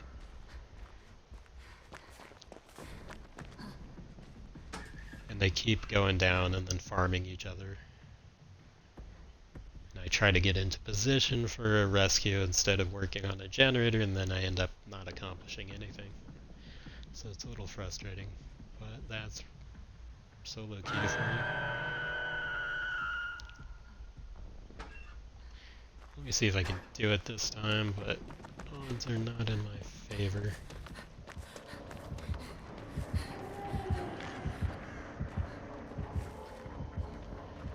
Killer's kind of in the way.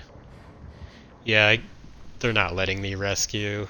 They're gonna keep doing that farming shit until they're all dead, and they haven't done a single generator. Which kind of frustrates the hell out of me, because I'm like, why should I do your generators for you if you're not paying any attention to that?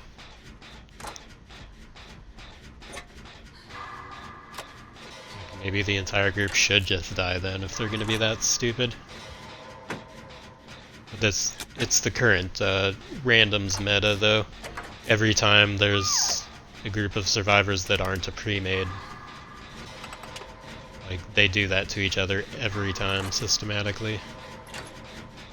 And they tried to do it to me whenever possible.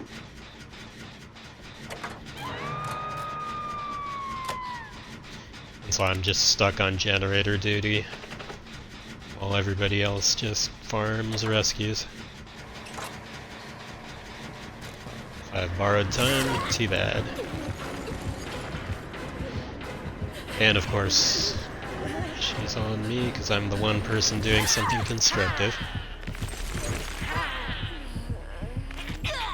And she's probably using barbecue like the other 99% of the killer population.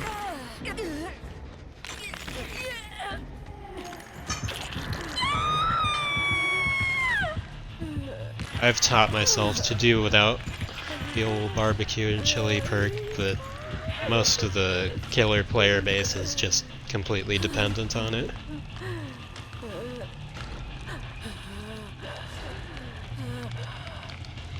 I try to include at least one location perk of some type, but it doesn't need to be barbecue.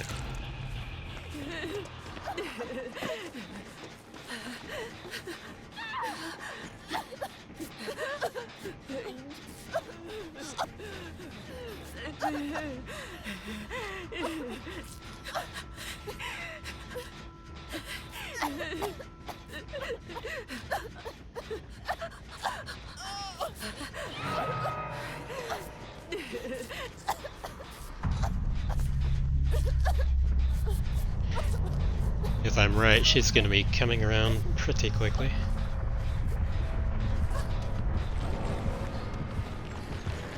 Yep. 100% she has barbecue.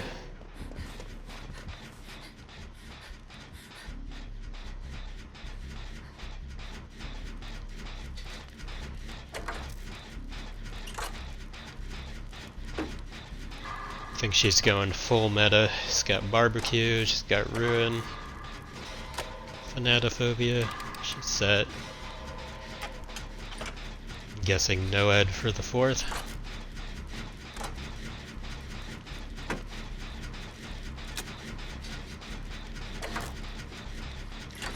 And then I play killer and it's like SEAL Team fucking 6, sweaty red rank pre-made group every time, just about. You'll be down like 2 or 3 gens just automatically by the time you down someone.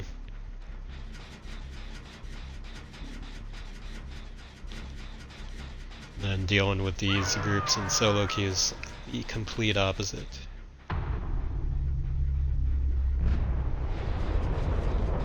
Yeah, there isn't really a point to even doing generators anymore. This group just completely farmed the fuck out of each other and then died. And now they've made it completely pointless.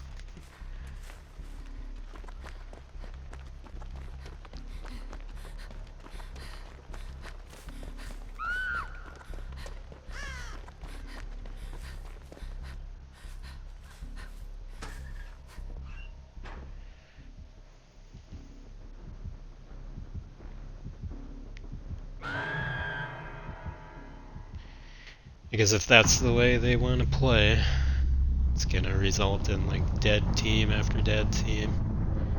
But it's like whenever people aren't in a pre-made, that's what they do. They just farm rescues and then die.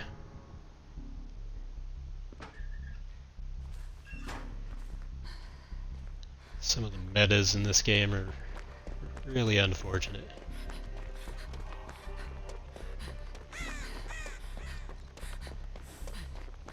The whole teabag in the exit gate meta, for one thing.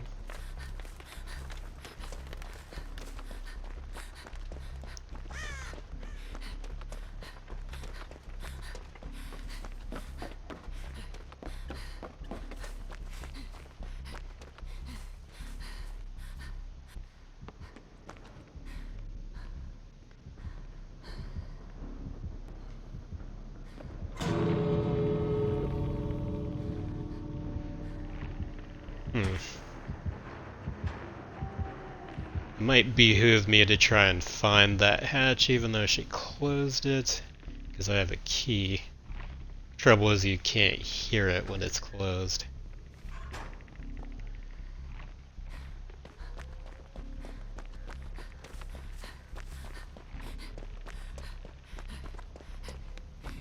I wonder if it was in here. Yeah, I'm sick of being left holding the bag every time these toxic groups of randoms just decide to farm each other and then die.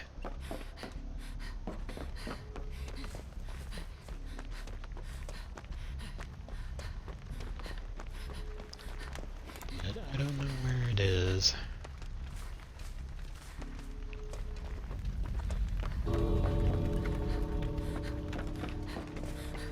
Might as well try to find it though.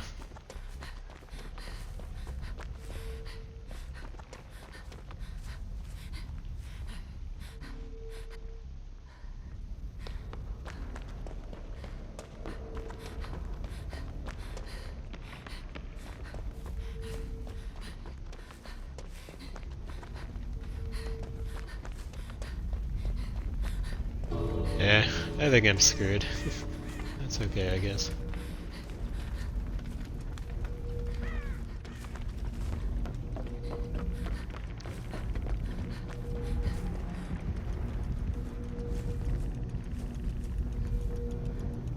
Yeah, I'm too close to one of the exit gates now.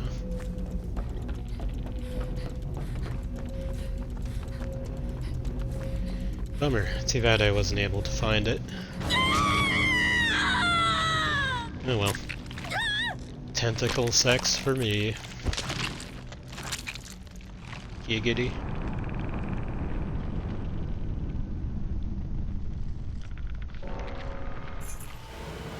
Yet another shitty group of randoms.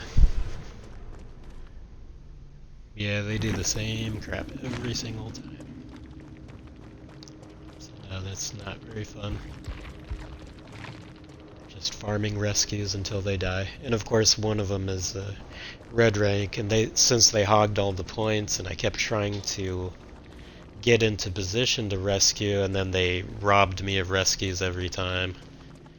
And yeah, her loadout was completely meta for the spirit, especially like Stridor is meta for spirit, and then everything else is just meta in general, especially barbecue and ruin. But yeah, there was a rank 3 and a rank 8, and they're all just farming each other like morons. I mean, the rank 17 scored even more than they did because of it. And I couldn't get a single rescue in edgewise because they just hogged them all. And so the killer and they earned all the points and I basically got nothing. And it wasted my time and effort. So groups like that are shit. Normally I pride myself on just playing solo whenever I'm a survivor, since I'm a killer main, even though I play both sides a lot. But it's gotten to the point where I almost want to break my rule on solo only for survivors, because the game is just so incredibly toxic when you don't have anyone on your side.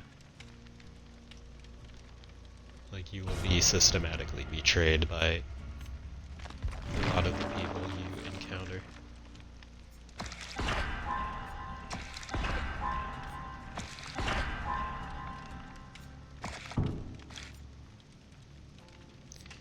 Oh, come on.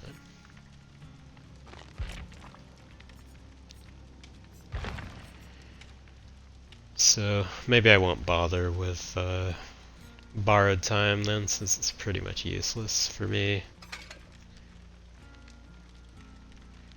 Try doing leader.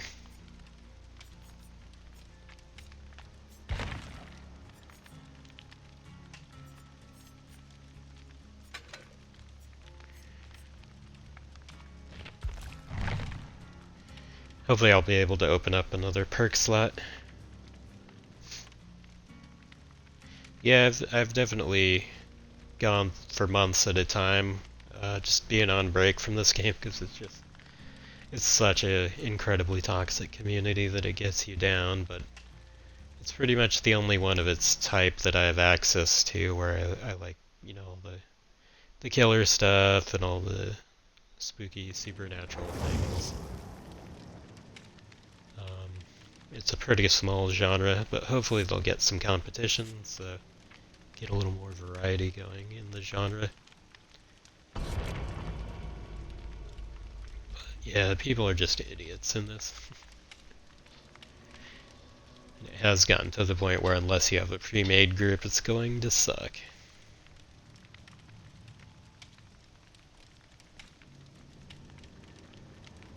I still think they should have like a little hench person option for killers too.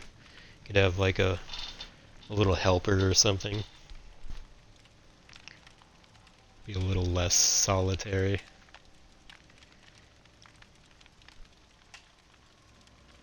They could be like a low-powered version of a killer, doing your bidding.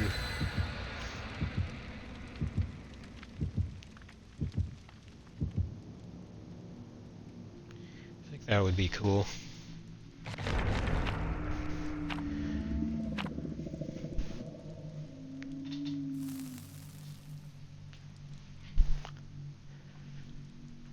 I guess they had like a vampires versus humans game that didn't last very long, but it was on PC or something.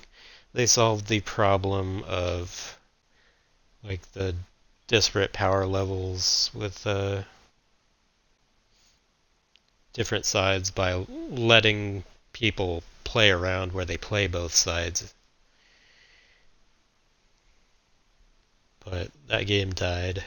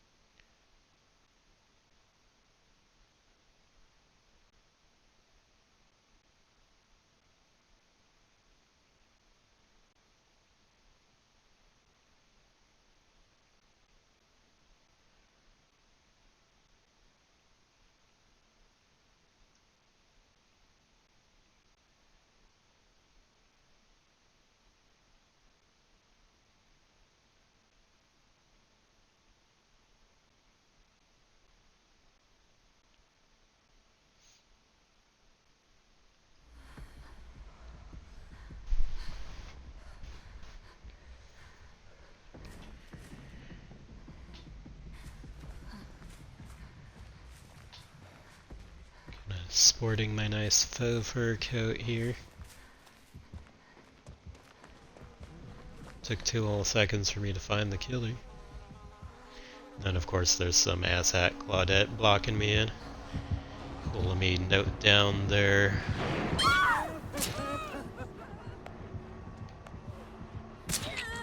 name. Cool. Yeah, I think I am getting to the point where I'm gonna need a break from this game. Like, person just casually decided to block me in so that the killer could get me. Yeah, they're just trolling and fucking people over. So yeah, reported. And now I have to deal with a 4-minute queue time penalty because of that. It's like, I have to disconnect and I get penalized and nothing bad happens to them for trolling and being assholes.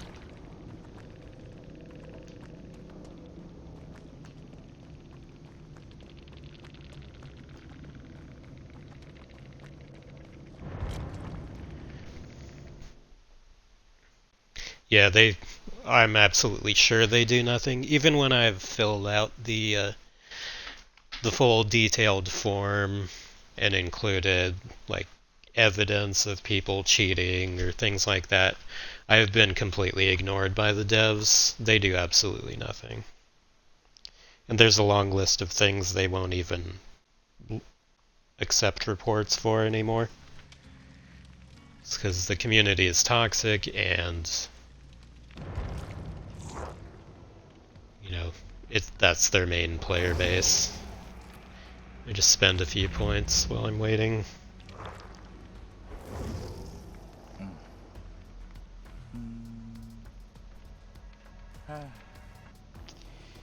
Yeah, I think it's basically over, like, because this is my second disconnect or something for the session. Now it's got like a 13-minute matchmaking lock, so yeah, I'm done for the day. I'm just gonna spend my... Oh, I didn't get any points, so... Yeah, I'm done with this shit for the day then. I've done it for almost 5 hours, but yeah, thanks for hanging out during the train wreck.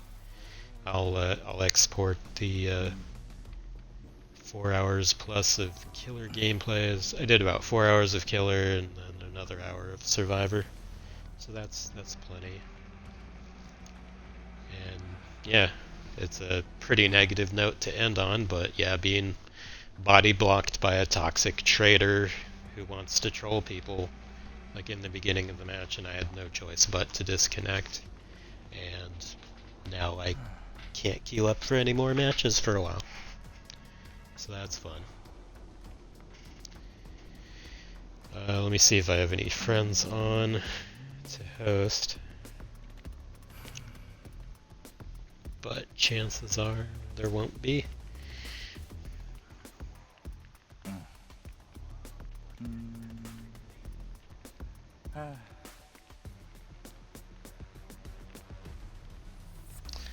I think I'll host some MST3K. Hope y'all like that. Have a good one.